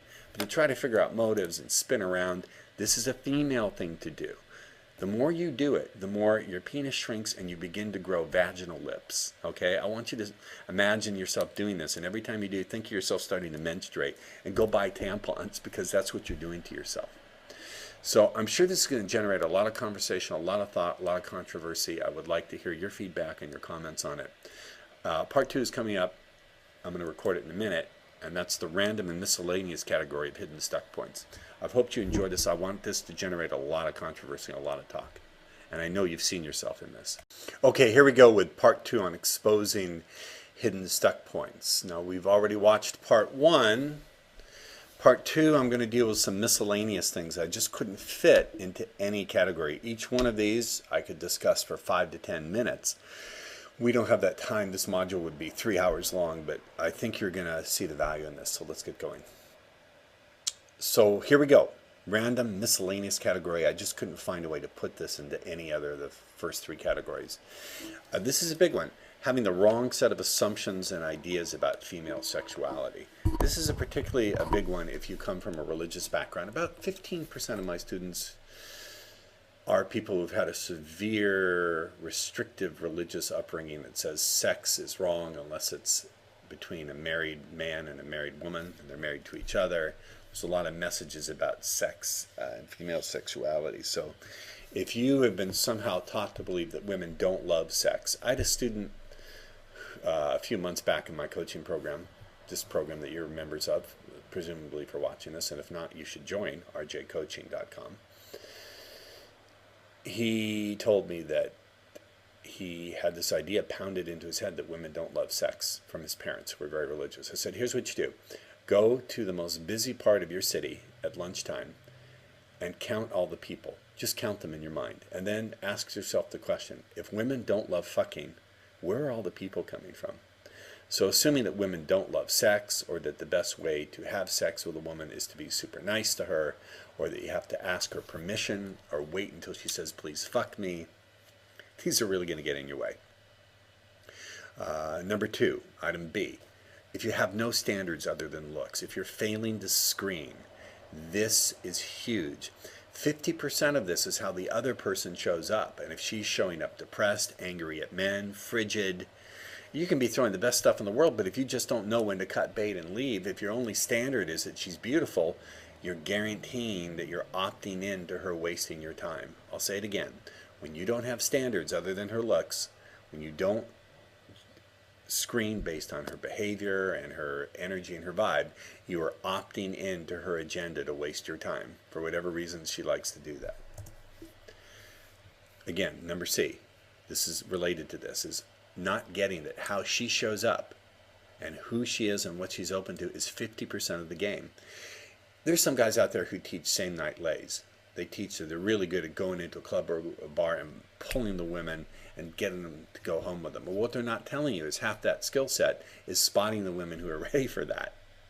I had a guy who I actually like, kind of an acquaintance of mine. He teaches for another company, and I was at his birthday party, and he was bragging about how in that very chair in the karaoke bar, he had sex with a girl right there on that chair. And I said, you know, you're probably not the first person she's done that with. And he said, oh, yeah. My point being that if you want that kind of adventure, you have to know how to look for that kind of girl, which implies your knowledge that how she shows up is 50% of the game. D, having emotional traumas around sex and sexual intimacy that need to be resolved. Often this requires professional help. If you've been molested, and this is not a joke, I'm not being funny. If you've been molested or raped or have some serious molestation or trauma issues around sex, you need professional help. I recommend finding someone who does hypnotherapy and I don't mean a hypnotist, I mean a licensed clinical psychologist who uses hypnosis as a treatment modality. Not just someone who hangs out a shingle and says hypnotist. They should be a licensed clinical psychologist. And also anyone who deals with mindfulness-based psychotherapy. Related to this, item E, having deep emotional issues around intimate connections with people in general. I know some people who have been so abused verbally, and let's face it, we live in a cruel society. I know some men who have been so abused by their fathers, their mothers, brutalized physically and emotionally, maybe not sexually, that they just had issues opening up to any human being. You have my compassion if that's you. I would like to help as much as I can, but again, I think professional help could be useful if it's the right kind. So I would seek out someone who does mindfulness-based psychotherapy, and or someone who's qualified as a clinical psychologist to do hypnotherapy. There's some of you who are high-functioning Asperger. I don't mean Asperger, I mean Asperger syndrome. It means you're very high-functioning autistic. And that means the hardwiring of your brain is not function in a way where you can read emotional cues. You just can't do it. You do not know how to read facial expressions, people's emotions. You can't tell where they're at emotionally. High functioning Asperger, again, you should seek professional help for this. H, you don't have a good rehearsal strategy for new behaviors, new states, new beliefs. You would like to have the new behaviors, new states, new beliefs. They exist as something you would like to get. They're on the menu. You don't know how to put them on your plate. So having a good rehearsal strategy for wiring in new behaviors, new beliefs, new states, so they become second nature. This is part of what I teach in my Nail You're in a Game and my Magic and Psychic Influence programs. This is really big. This is part of the the cognitive emotional infrastructure that keeps guys stuck. That is having the incorrect ratio, a less than useful ratio of thinking to acting. This is gigantic, and it's very, very common. What do I mean by this? I mean, for every one girl you actually go and talk to, you read 10 books. You get 5 home study courses. You think, you spend 100 hours thinking for every 1 hour you're actually out there sarging. This is a systemic, process level, deeply embedded stuck point. And you see, it's huge because it doesn't matter what new product you read or what seminar you go to. If you're running all that data through that ineffective process of thinking 1,000 points for every 1 point of action, you're still going to slow yourself down massively. So learning to take on an action orientation where your default strategy for learning is to go out into the world and learn through your behavior. This is why I say to students, speed seduction has no answers. At first they're shocked by that. They say, well, what am I paying for? And what I tell them is speed seduction has potential answers. It has interesting ideas. They only become answers for you when you quicken them, when you bring them to life through your actions and experiments in the real world with real women. J, related to that one, not consistently practicing in the real world. So it's related to item I. It's corollary. K, not understanding the required amount of testing and practicing before you can evaluate your performance. Many guys go out, they talk to 2 girls and they say, you know, this approach doesn't work, or speed seduction doesn't work, because they really don't get the empirical mindset and the rules for empirical behavior. The basic one is that data percolates up after multiple trials. If you're going to test a new substance to see if it's effective to, say, cure a sore throat, you have to do multiple trials before you can see accurate data. So having a good set of parameters, a good set of rules for going out and knowing how you're doing enough in the real world is really important. L, this is this is a big one. You're invested in the girl, but you're only interested in the skills. You're invested in a particular girl, but you're only interested in the skills. You need to turn it around. A big turning point will come when you become invested in the skills and only interested in the girl. When you're invested in the skills and only interested in the girl, things will change dramatically. I did a very short video called IBNI, Interested But Not Invested State of Mind. This attracts women. When you're interested in the girl but not invested, she will invest in you. M, having an orientation that's too over-focused on what you're doing wrong. In other words, you're obsessed with what you're doing wrong to the point where you don't even see all the things you're doing right. The big shift comes with my students, with you students, when I can get you to create a notice what's working first orientation.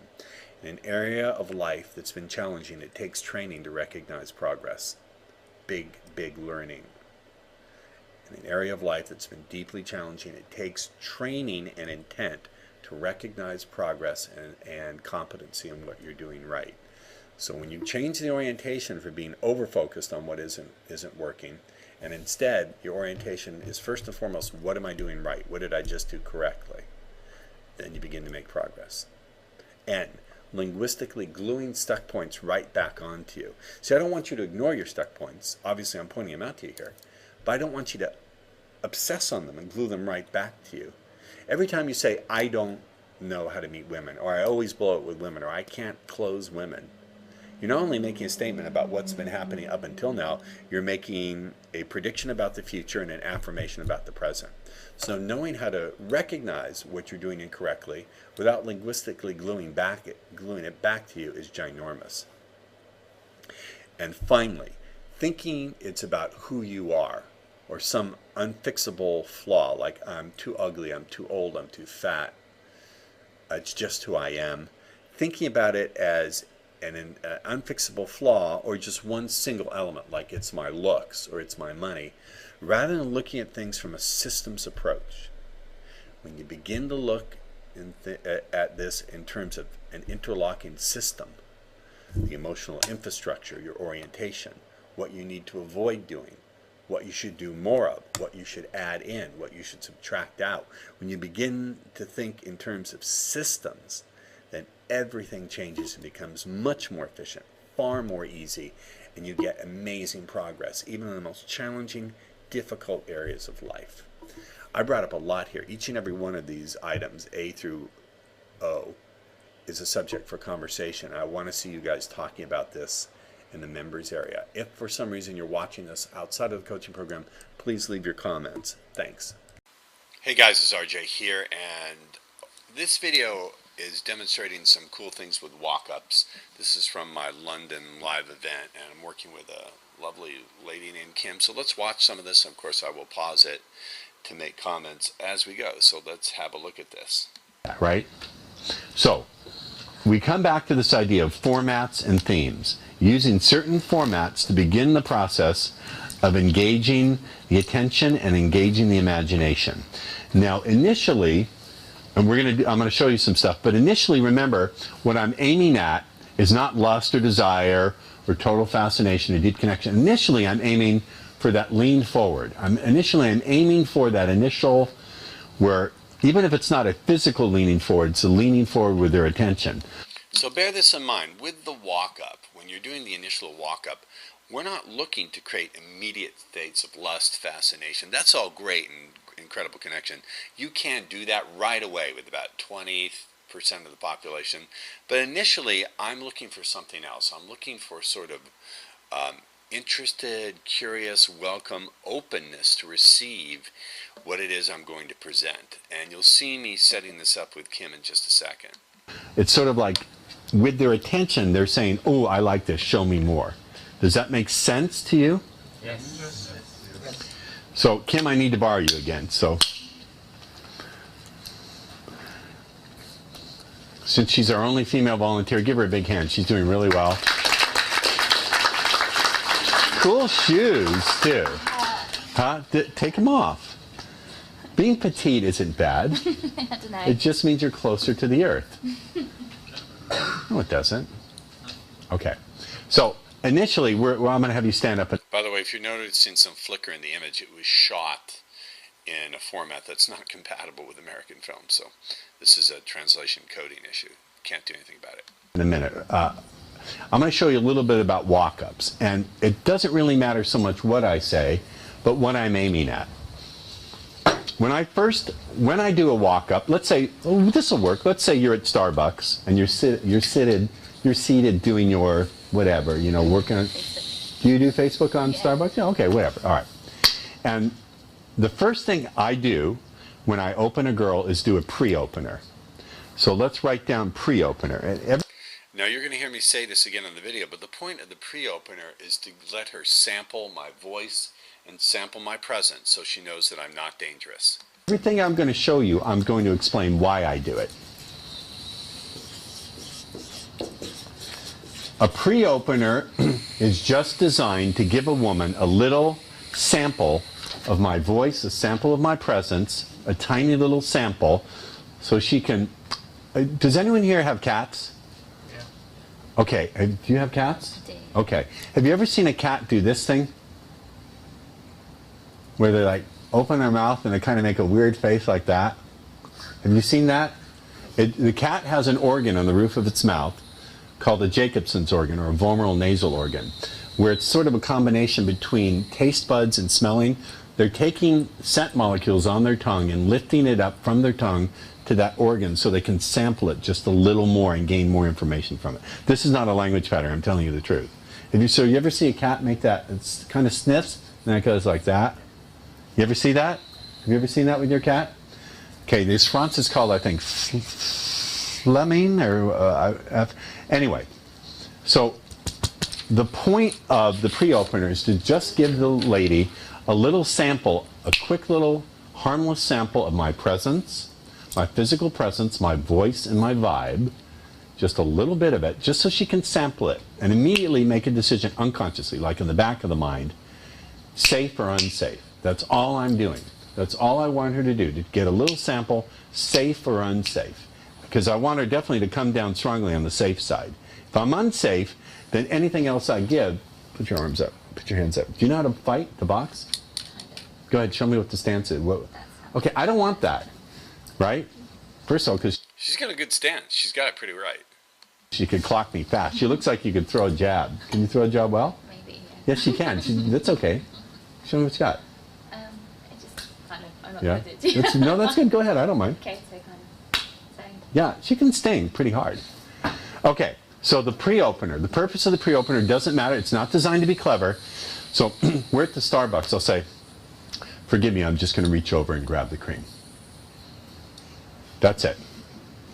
Or, excuse me, forgive me, I just need to reach over and grab the sugar. I don't mean to be in your space.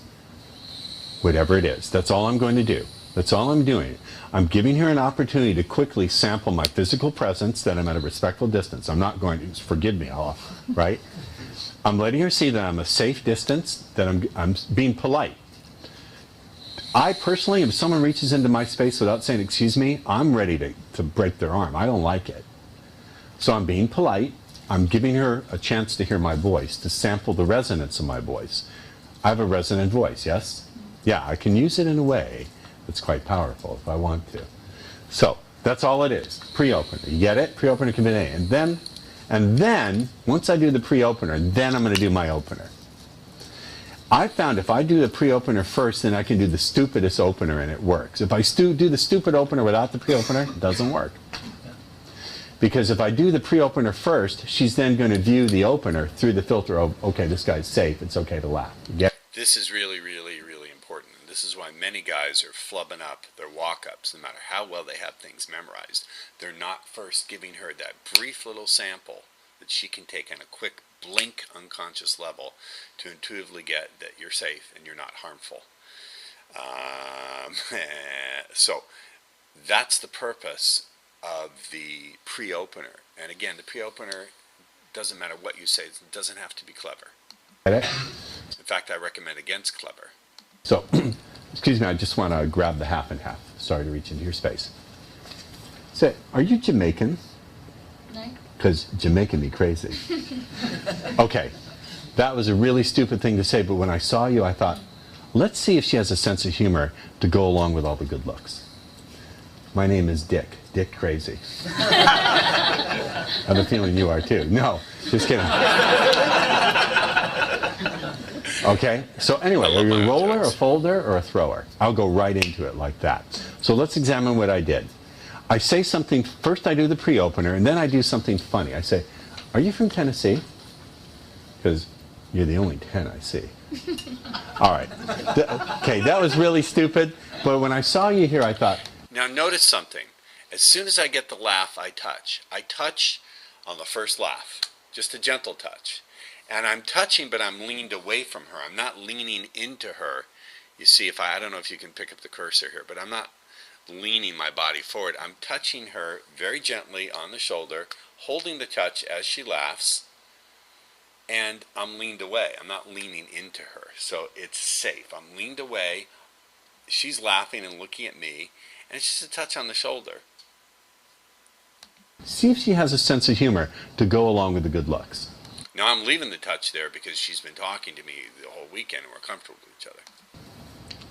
Or I could say, when I saw you here, I thought, see if she has a sense of humor before you decide to talk to her any further.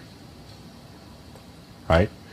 Now, I want you guys to get a subtle point. I'll give you the wording word for word, but if you're thinking of the wording, you're not getting the point. I'll give you the wording word for word, but first, what am I doing? I do the pre-opener, and then I'm going to be funny. Are you Jamaican? Because you're making me crazy. Okay, these files are going to get huge, so we'll do part 2 in just... Okay, here we go with part 2 on walk-up wizardry. And let's keep going. Or are you from Tennessee? You're the only 10 I see. So I'm going to be funny. And then I don't keep on being funny. From being funny, I switch to being vulnerable. I admit it was stupid. I'll say, okay, that was a really stupid thing to say. Right? I'm going to be vulnerable. And then I'm going to be... I should say that one of the variations I've been experimenting with is rather than saying that was a very stupid thing to say, I'll say, okay, that was really over the top. Somehow over the top works better than stupid. Okay, that was really over the top, but when I saw you, I thought, she probably gets hit on, strike that. When I saw you, I thought, she probably gets approached 100 times a week. You better come up with something different. And see if she has the kind of sense of humor you could really enjoy. There's a suggestion on the end there. You could really enjoy. Be strong and confident. I'm going to say, but when I saw you here, I thought, see if she has a sense of humor before you decide if you want to talk to her any further. So I'm stating my intent. I'm going to make my statement of intent. State intent. State intent screening. When I state my intent like that, you know, okay, that was really stupid. That's being vulnerable. But when I saw you here, I thought, see if she has a sense of humor before you decide if she's really worth talking to. It's also a challenge, isn't it? Right? I'm essentially saying, I want to see if you have a sense of humor. I've got standards beyond your being good looking. Now, you can make this work even if you don't have standards. That's true. If your only standard is she's good looking, she'll spread her legs. Excuse me, you can fake it. But you know, it works a lot better if the standards are real. My view of seduction is not, I've got to fuck every girl with a hot body who gives me a boner. Mine is, no, let's get that subset of women. Okay, here's the set of women in the world who have a hot body and give me a boner. Let's find the ones who are fun to play with and are not going to be a whole hell of a lot of work and who I can enjoy as people inside and outside the bed. You know? So when you take on that orientation, then these lines, these words I'm giving you, have a power behind them. They're backed by the way you're actually living your life. Get it? So in the space of like a minute and a half, I'm doing all of this. And I really am screening. Look, give me a bad response, okay? Not yet, but okay. So, excuse me, I just want to reach for the cream. Hey, can I ask you something? I'm sorry? I'm really busy. Okay. I'm done. You understand? That's fine with, or I could play with that if I wanted to. But I don't mean that kind of bad. Let me do the funny line and then go. Then, huh? What's Okay. that? Okay. Are you Jamaican? Because Jamaican me crazy. Just give me a sneer like. Okay. If that happens, which it almost never does, okay, I'm done. So what? She's shown me that she's not responding to a playful approach or to that one, and I'm out of there. How outrageous have I been with my playful approaches? I'll do all sorts of crazy stuff just to test for a sense of humor. Here, will you stand up for me a minute? Okay. I've done this. I've walked up to a pretty girl in like a shopping mall and go, I really have done this too. I'm not making this shit up. I'll go, excuse me, precious. Oh my God, I just have to say, you are so stylish. Where did you get this? Play along with me like you don't know I'm it, all right? Where did you get this, you precious little princess? Top shop. Top shop. Oh my God, you're like a pinch between my gum and my cheek. There's nothing there. Give me a hug, you gorgeous thing.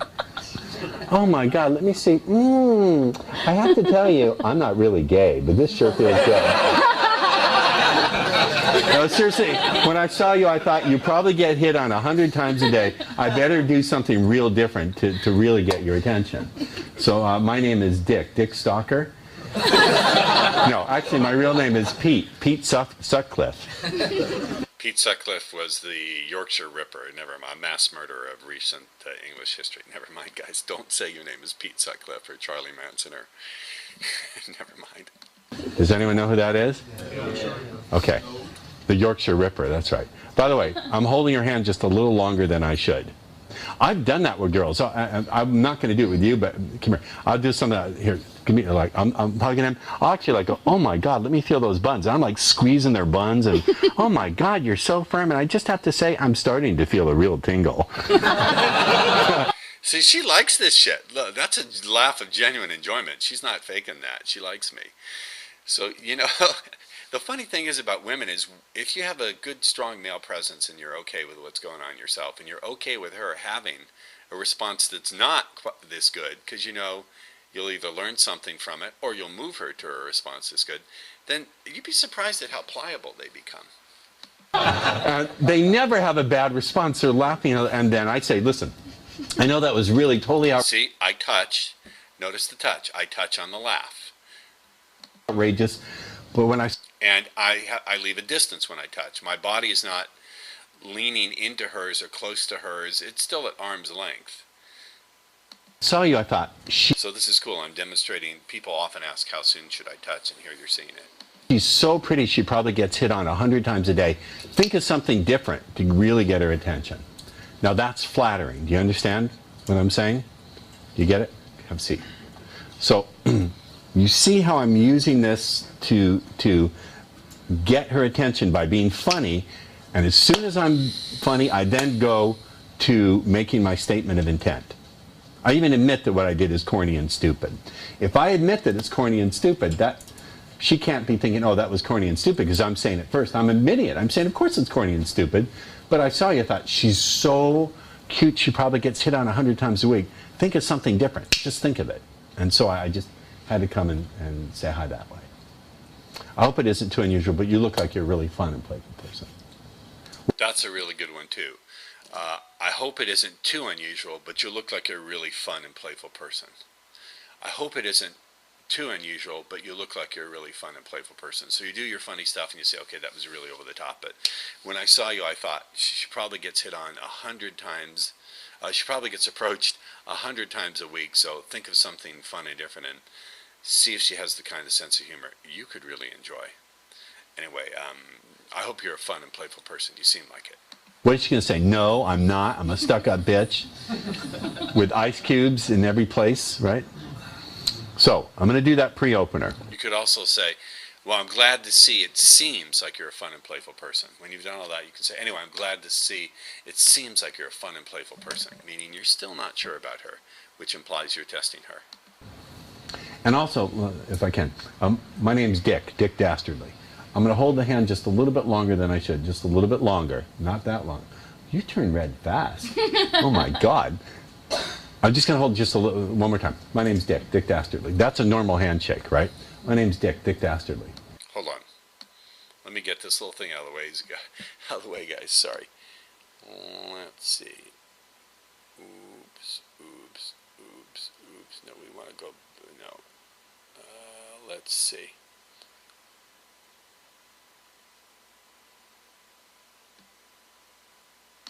I don't know.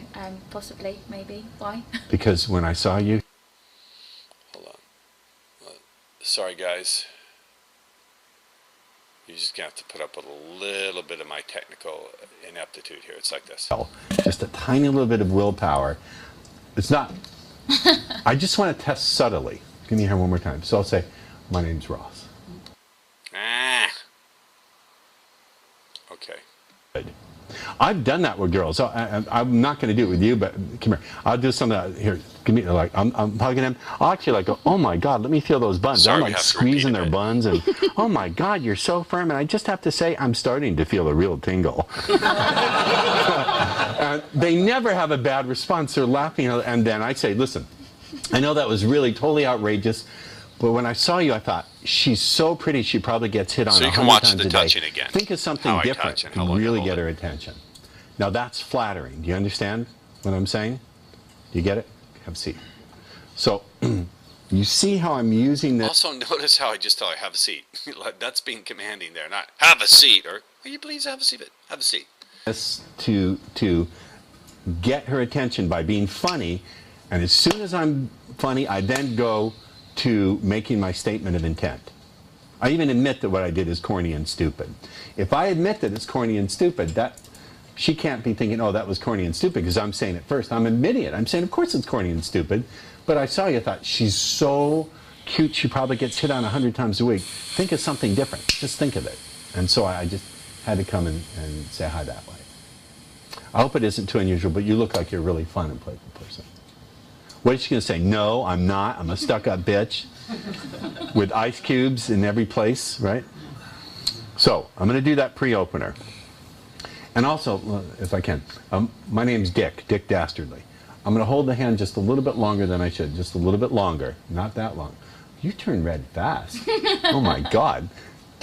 I'm just going to hold just a little, one more time. My name's Dick Dastardly. That's a normal handshake, right? My name's Dick Dastardly. I'm just going to linger just a little bit and look in her eyes and just give her a little bit of will, just a tiny little bit of willpower. It's not, I just want to test subtly. Can you hear one more time? So I'll say, my name's Ross. I'll just look in that eye just a little bit longer and a little bit harder than I should to see, does she give a, when you do it the right way, sometimes you'll hear them go, just a little involuntary intake of breath, and then I know I really have them. Okay? Do you get it? Do you see how this works? Sometimes I've even done this. You shop for groceries or you eat out all the time? You shop for groceries, right? Yeah. What are the stores here? Tesco? Or Sainsbury's. Sainsbury, okay. So let's say, can you stand up for me for a second? Okay, we're shopping at Shane. How do you say it? Sainsbury's. Okay, you've got your cart. Here's the aisle. I'll go, excuse me, I need to reach over and grab the Cheerios. And I'll say, hey, can I ask you something? If you saw someone here. Now notice one thing, the position, a relative position of our bodies. I'm not confrontational face to face. I'm off at like a 45-degree angle. Stealing, like shoplifting in one of the aisles. Would you turn them in? Yeah, see that, you're going to get that kind of response, but how would you, tell me what? I don't know. Possibly, maybe. Why? Because when I saw you here, you took my breath away. Okay, that was really stupid. When I saw you, I thought, she's so attractive, she probably gets hit on 100 times a week. Think of something totally different, and see if she has a sense of humor. My name is Dick Dastardly. Something stupid like that. You can have a seat. Okay, this is the funny approach. But so, now many guys will say, just keep being funny. But why do I not want to keep being funny over and over and over again? You ever have a guy been like a stand-up comic with you, and he doesn't stop? What response does it get? I get bored. You get bored. So I want to go from being funny to then being vulnerable, admitting it was dumb, and then very quickly stepping over to making my statement of intent. You know, I know that was really dumb, but when I saw you here, I thought, you better do something really different with this girl, because she's so pretty, she probably gets approached 100 times a week. Now notice, that's not a direct compliment. I'm not saying directly to her what I think. I'm quoting myself. I'm quoting my own thought. So it's not like I'm saying, hey, when I saw you, it's not like I'm saying you're so pretty you get approached 100 times a week. I'm quoting my own thinking. I'm saying, you know, when I saw you, I thought to myself. So even though it's a direct compliment, it's not a direct compliment. It's still indirect and implied. It's pretty clever. You better do something with this different with the girl, because she's so pretty, she probably gets approached 100 times a week. That's really flattering, isn't it? That's really flattering, because it's saying that before you saw her, that you had a little conversation about it and were like racking your brains. Even though in reality you've got 5 different options memorized because you're Ross Jeffries, you understand? Like, she was so adorable, she prompted you to step out, take a risk, and do something utterly spontaneous that you weren't planning. Right? Chump. Does this make sense? Do you see the dynamic here? Then I'm going to introduce myself, and I'm going to do a little bit of an intrusion. And then, so let's play. So I introduce, so my name's Dick Tasker. So I got to ask you, are you a roller, a folder, or a thrower? I'll go right into it. I'll go right into it. So play with me. What does that mean? I don't know what that means. What do you mean? Okay, let's say you're going on vacation. Like, if you could go somewhere where no one knows who you are and nothing we do will ever get back to anyone, you know, that kind of place. So you got the suitcase open. Do you roll the clothes, do you fold them, or do you throw them? Roll them. What's that? Oh no, fold them probably, yeah. Oh, you changed your answer. Fold them? You're a folder? Yeah, folder, yeah. It was great. I'm not sorry I came up to meet you, but you know, would never work. I was reading in the Journal of Scientific American that 99% of the time, whether two people really, you know, click, is determined by whether they're packing compatible. Kind of in my imagination it is. So let's try another one. Okay? Let's see if we're snack compatible, right? So I don't want to get too far into that once we go past the introduction. But okay, that was the second part. Okay, let's get going with part 3 of this. And so you had a nice conversation. Obviously, you've got to get going, and she's got to get going. How do you pitch for the next meeting? What do you do? So I'm going to show you a little bit of that language, and then just for fun, a little bit of a mini back in my career, like 93, 94, just for shits and giggles when I was still poking around with some really weird stuff. If I sensed that the girl was highly transable, I would do a little trance induction with my business card and get her to hypnotically give her posted hypnotic suggestions to call me back. I've already gone over that here in the coaching program, so I don't want to belabor it too much, but let's just watch this. I think you'll enjoy it. Oh, you're a eat-arounder. Okay, I think possibly we can get along. You know what? I'll tell you what. I'm about to check out. I only have, obviously, you're really busy. I can see you got your keys in your hand. I got to get going too. I don't have a lot of time. But I'll tell you what, there's a Starbucks right over there. Why don't we go pop out and have a little cup of coffee? I only have like 10 minutes, but I think it'd be fun to sit and talk for 10 minutes. Yeah, if you've got some Reese's Pieces, yeah, go on then. Oh, okay. That's one thing. Or let's say I see that we both don't have time. I now have to make, I have to get an agreement to meet again. So I'll say something like this. I'll say, look, I know I've been kidding around here, and I know we don't really know each other. I don't know you, and you don't yet know the person I am. But you know, if you're not with someone right now who's with you in the way you truly want them to be, then maybe we owe it to each other to hang out and spend some time. Okay. Okay. So I'll tell you what, why don't we exchange information? I'd say something like that. Or, I'll tell you what I used to do, and it always worked. I don't know why I stopped doing it. Okay, this is kind of whacked out, but I thought you'd like to see it as I did just watch. You'll like this. Start doing it again. If you sense, as I sense with, and notice how I just frequently touch her, just reassuring touches on the back. No big deal. Kim, that she's very highly visual. You make imagery in your mind very vividly, right? Oh, look what she does. She just did. You see it? So if I sense that I've got some interest that way, I used to do this trick. Forgive me, I don't do it anymore, but I'll show you how it used to work. I just stopped doing it. I don't know why. It's stupid. What I did is I got a card made. I don't have any with me, but I made a card with my name and phone number on it. That's all it said, right? Pretend that's a card with my name and phone number on it, okay? I'd say, you know, I'd say the following thing. I'd say, at some point in the coming week, I'm not sure exactly when you find yourself thinking about this conversation and you think, you got to talk to that guy. I want to talk to that guy again. You got to call him. You'll look for my number right here on this card. And then they grab it, right? Usually within 24 to 48 hours later, they call me. Listen to the pattern. What I said is at some point in the coming week, and I'm not sure when, you might find yourself thinking about this conversation. That's a hypnotic command. So write down, find yourself thinking about this conversation. By the way, we can use this in business too. You see the application.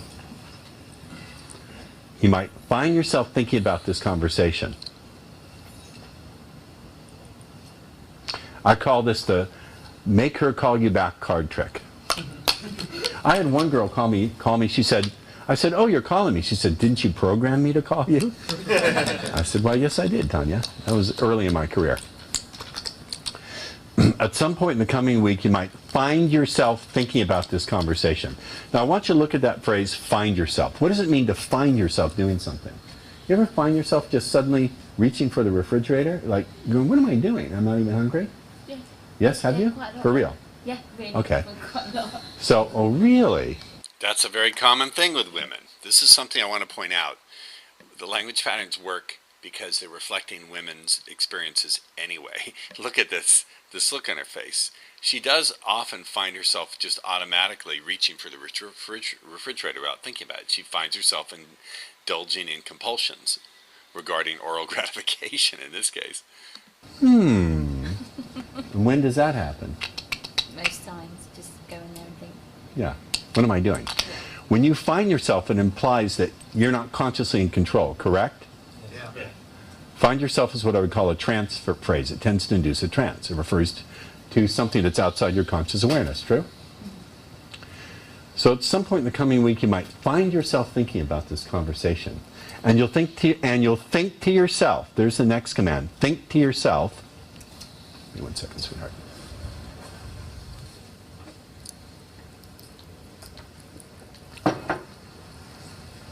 Great posture, by the way. You'll think to yourself,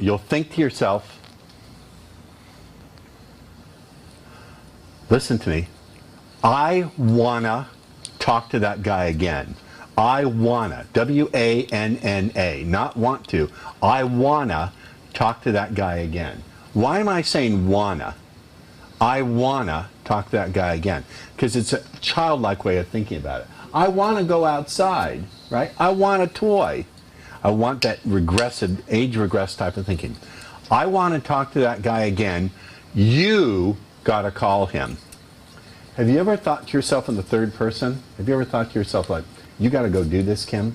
Yeah. Have you ever thought, not I got to go do it, but have you ever, I'm sorry, have you ever, I'm trying to rest my foot there. But honestly, have you ever thought like, you got to get moving or you're late, you got to get going? Yes. Have you addressed yourself in the third person? Yeah. Yeah, you sure have. So I'm just imitating what people do. Generally speaking, when people are expressing a childlike desire, they don't say, you gotta go have some candy. It's, I want to have some candy. Right? I want to talk to that guy again. You gotta call him. And you'll look for my number right here on this card. Now, if I observe that they tend to think of their pleasures there, I'll put the card there. Now, breathe in, it gets bigger. Breathe out, it gets smaller. Okay, this I normally would not do in the field at all. I would never do this in the field, but I noticed her response is so hypnotic. When I raised the card up, she locked onto it so strongly that I figured since I'm in front of the room, I may as well give a nice little demonstration of trance. So here we go as a bonus. Breathe in, it gets bigger. Breathe out, it gets smaller. Close your eyes, take a deep breath. Breathe in and out. And as you tune in to how you... Now what I want you to do is ignore my words, or you can pay attention to my words. You can ignore my words and pay attention to my words, but watch her responses, how strong they are. Watch her breathing. At one point she licks her lips with pleasure. Watch. You can hear my voice. Notice how you can hear my voice with your ears, and that's true. But notice how you can begin to hear my voice from the inside. Moving from the inside outward in wave after wave of good feeling. Breathe in. The feeling gets bigger. Breathe out, the feeling gets smaller. Breathe in, the feeling gets bigger. Breathe out, the feeling gets smaller. Now watch what happens. I notice this when women start to go into a sort of erotic kind of trance or feel strong erotic feelings. You see this slight little lip part. Their mouths open just a little bit. And it doesn't matter, Kim, whether you focus in on where you feel the feeling flowing first. Here we find the focusing commands, where you feel the feelings flowing first. Or whether, as you continue to breathe in and breathe out, You see it again, the lip part. you focus in on where you feel the feeling flowing. And it's not because she's not breathing with her mouth. She's clearly breathing with her nose. So this is pleasure. Watch this. Next. See that? When we talk about where the feeling's going next, she licks her lips with pleasure. And the mouth opens even wider. You see that? If you want to know what pleasure trance looks like, there you go. Or whether one more thing you'll notice, you can't really see it here, the quality of the video is not good enough to see it, but she's also turning redder. you focus in on where you feel the feeling flowing that feels absolutely the best. What matters, really matters, is how you can go back and forth between feeling the wonderful flow of good feeling and also tuning in to your desire for more. Just like when it's a very, very, very hot day and you're anticipating diving in or walking into a cool, refreshing pool of water, you can feel the anticipation of taking that first step, that first plunge. In the same way, really wrap yourself around the warmth and strength of my voice. Take a deep breath. Breathe in the power, the warmth and strength of my voice, allowing you to wrap yourself around the power of my voice. And as that's happening again, it doesn't matter whether you tune in to where you feel the good feelings flowing first, Now I'm taking it through the or whole whether you cycle tune again. into where you feel them flowing next. See that?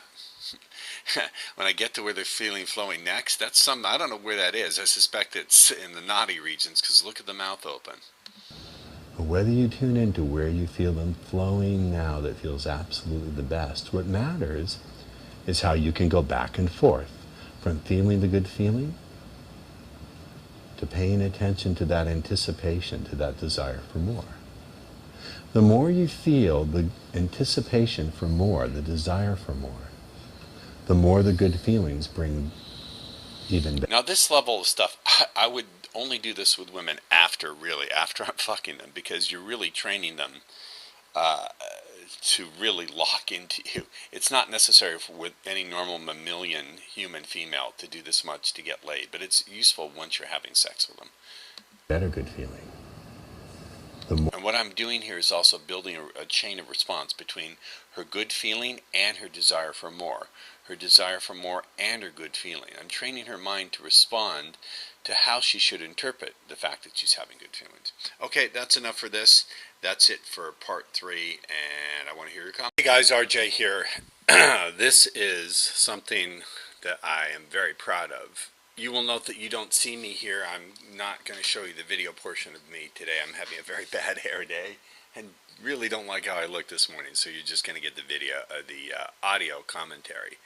This is really, really going to be a powerful lesson. I would suggest you watch this lesson at least 3 or 4 times and really understand the implication. And I may do a little mini video broadcast workshop on this, but it's really, really important. It has to do with the way suggestions work and the distinction between suggestions and commands. Now, they do work hand in hand, and I would strongly suggest that you use them together. In fact, I would say it's impossible to use only one without the other. But that said, let's get to this, and this is really, really powerful. I'm very, very happy that this person submitted this question. I want to continue to encourage you to submit your questions on the discussion board. There's no question too complex or too simple, too vague, or too clear. I'm happy to answer anything, and even if it's not a specific question, if you just want to make a report about a SARG you did and then have me critique it, I'm happy to do that. So let's get right to it. His question is, can I talk about something completely innocent? Can he talk about something completely innocent, like going to the grocery store and embed lots of commands in the right sequence, of course? Fascination, connection, attraction, lust. Is that enough to get the girl going? Let me just say a few things before I go further, delve deeper into this question and unpack my answer. He's talking about doing states in the right sequence. And I used to teach back prior to 1997 that you should always first create a state of fascination and then go for things like connection and then go for body feelings. I, of course, no longer teach that and haven't taught that. in about 13 years. That sequence is powerful and effective for people who are already good trance subjects. Nowadays, whenever you do a walk-up, what I want you to do is first create an overall desire on her part to hear more of what you have to say. Create a state of welcome, create a state of overall curiosity, a state where she's intrigued by you, before you go for the more hypnotic stuff like hypnotic commands to feel fascinated. And when you feel that connection, Debbie, you can realize that when you feel attraction, etc., etc., that's all good. I still want you to do that, but first, do some other things. That said, let's delve a little further into this. Yes, you certainly can insert commands anytime inside of any conversation. So inside of any conversation, whether it's about books or her favorite movie, you can always insert commands like feel fascinated, experience a connection. Another way to do it is to use suggestions that are vague. Now let me draw a distinction between commands and suggestions. As you'll see in this illustration, I put commands in blue and suggestions in red. Commands involve a verb like feel attracted, or experience horniness, or think about sex, or get horny. There's a strong verb inside of any kind of command: feel, experience, think, get. Suggestions are more vague, and they either describe overall conditions or they have a vague meaning that causes the person to go into a trance state. And suggestions often contain ambiguities, like below and below, etc., etc. So let me give you some illustrations here. Here's an example, and again, the commands are in blue, the suggestion is in red.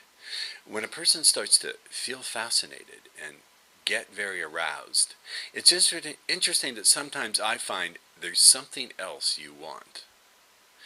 Now, feel fascinated, there's a strong verb there, feel, and then there's a condition, feel fascinated, or a feeling. Get very aroused. When I say there's something else you want, well, that is designed to cause them to do an internal search, like what is the something else they want? Want it in what way? Note something, the commands are specifically directing the listener's consciousness. They're telling him to feel fascinated, get horny. They're setting a specific direction for the listener's consciousness. The suggestion is far more vague. What is the something else that they want? And that vagueness, when you say there's something else you want, notice also there's an IU shift. I say when I feel fascinated and feel a connection, that's when I realize there's something else you want. So there's also an IU shift there. But anyway, with this, notice when I say there's something else you want, I'm not saying whether it's something sexual, something else in the store, something else. I'm not saying what that something else is. Nor am I saying when they want it or how they want it or how or when they'll discover what that is. Now what happens? When you're vague like this, it causes a momentary pause in ordinary consciousness. And the listener will actually do a search on the unconscious level to find the meaning that works for them. So you're actually accomplishing a couple of things here. You're causing them to pause in their consciousness and create something of a trance state. And then that trance state will deepen as they attempt to find the meaning of the words. This also makes them a lot more susceptible and responsive to any further commands that you do give them. One thing I want you to notice is when you play with suggestions and you're vague, you will very often notice a momentary trance response right in the listener's face. As soon as you're vague, you will notice them. It's almost like a small little startle response where they almost look like you've stepped on their toe or they've just observed something that they don't understand. It's often quite visible. The more visible it is, the more you know you've got a really good responder. Okay, so here's my example of a great use of commands and suggestions for the supermarket. When you're in the supermarket, or even if you're just talking about going shopping. Even if you're not in the supermarket, you could say, you know, I was at the Vons or the Kroger's or whatever the supermarket chain is, the Tesco. I was at the supermarket the other day doing some shopping, and then you could just say this. And you could also use this anywhere. You could use this in a clothing store, a shoe store. Notice that the commands are in blue, the suggestions are in red. So I say, you know, when I go to the store and you're looking for something that's on the list, sometimes I find there's something else you want, but you didn't put it on. So you just reach for it when you see it, like an impulse buy.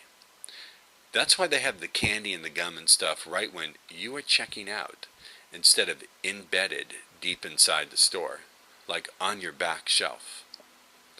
So let's go through this. Here are the suggestions. Let me talk about the suggestions. They're vague. What is the something else she's looking for? Looking for how and what way? What is the something else she wants? Look at some double meanings. When I say checking out, does that mean she's at the register buying her purchases, or does it mean she's checking out of ordinary consciousness and going into hypnotic state? You've all heard that expression. You ever been talking to a friend of yours and suddenly their mind wanders and they're not listening, and you say, hey, you just checked out for a minute. Where did you go? So notice that. And note the sexual suggestions involving the phonetic ambiguities. When I say embedded, deep inside, am I saying in bed, like in bed with me, or embedded, meaning stuck deep, as well as deep inside and on your back? You know, on your back shelf. Am I saying on the back shelf in the back of the store, or she's on her back? You see what I'm driving at here. One more point. The suggestions are vague. There's something else you want. There's something else you're looking for. The reason they're going to be eventually, towards the end of the chain of suggestions, be interpreted in a sexual way is because of the phonetic ambiguities, which are sexual. So when I say on your back, embedded deep inside, that is what's going to cause them to take those earlier suggestions, there's something else you want, and interpret it in a sexual way. This is the subject for a lot of discussion. I would like to see discussion on this on the members board. Okay? Thanks a lot, and I'm looking forward to your feedback. Hey guys, it's RJ with the final instructional video module for October 2009. Once again, as you're watching this, I want to encourage you guys, please submit your questions. I would like to do more answers to students, but it's the same people submitting them, and the questions kind of suck. So come on, guys. The purpose of this video module is to avoid information overload. I think for many beginners, you have so many options when it comes to going out there and meeting women.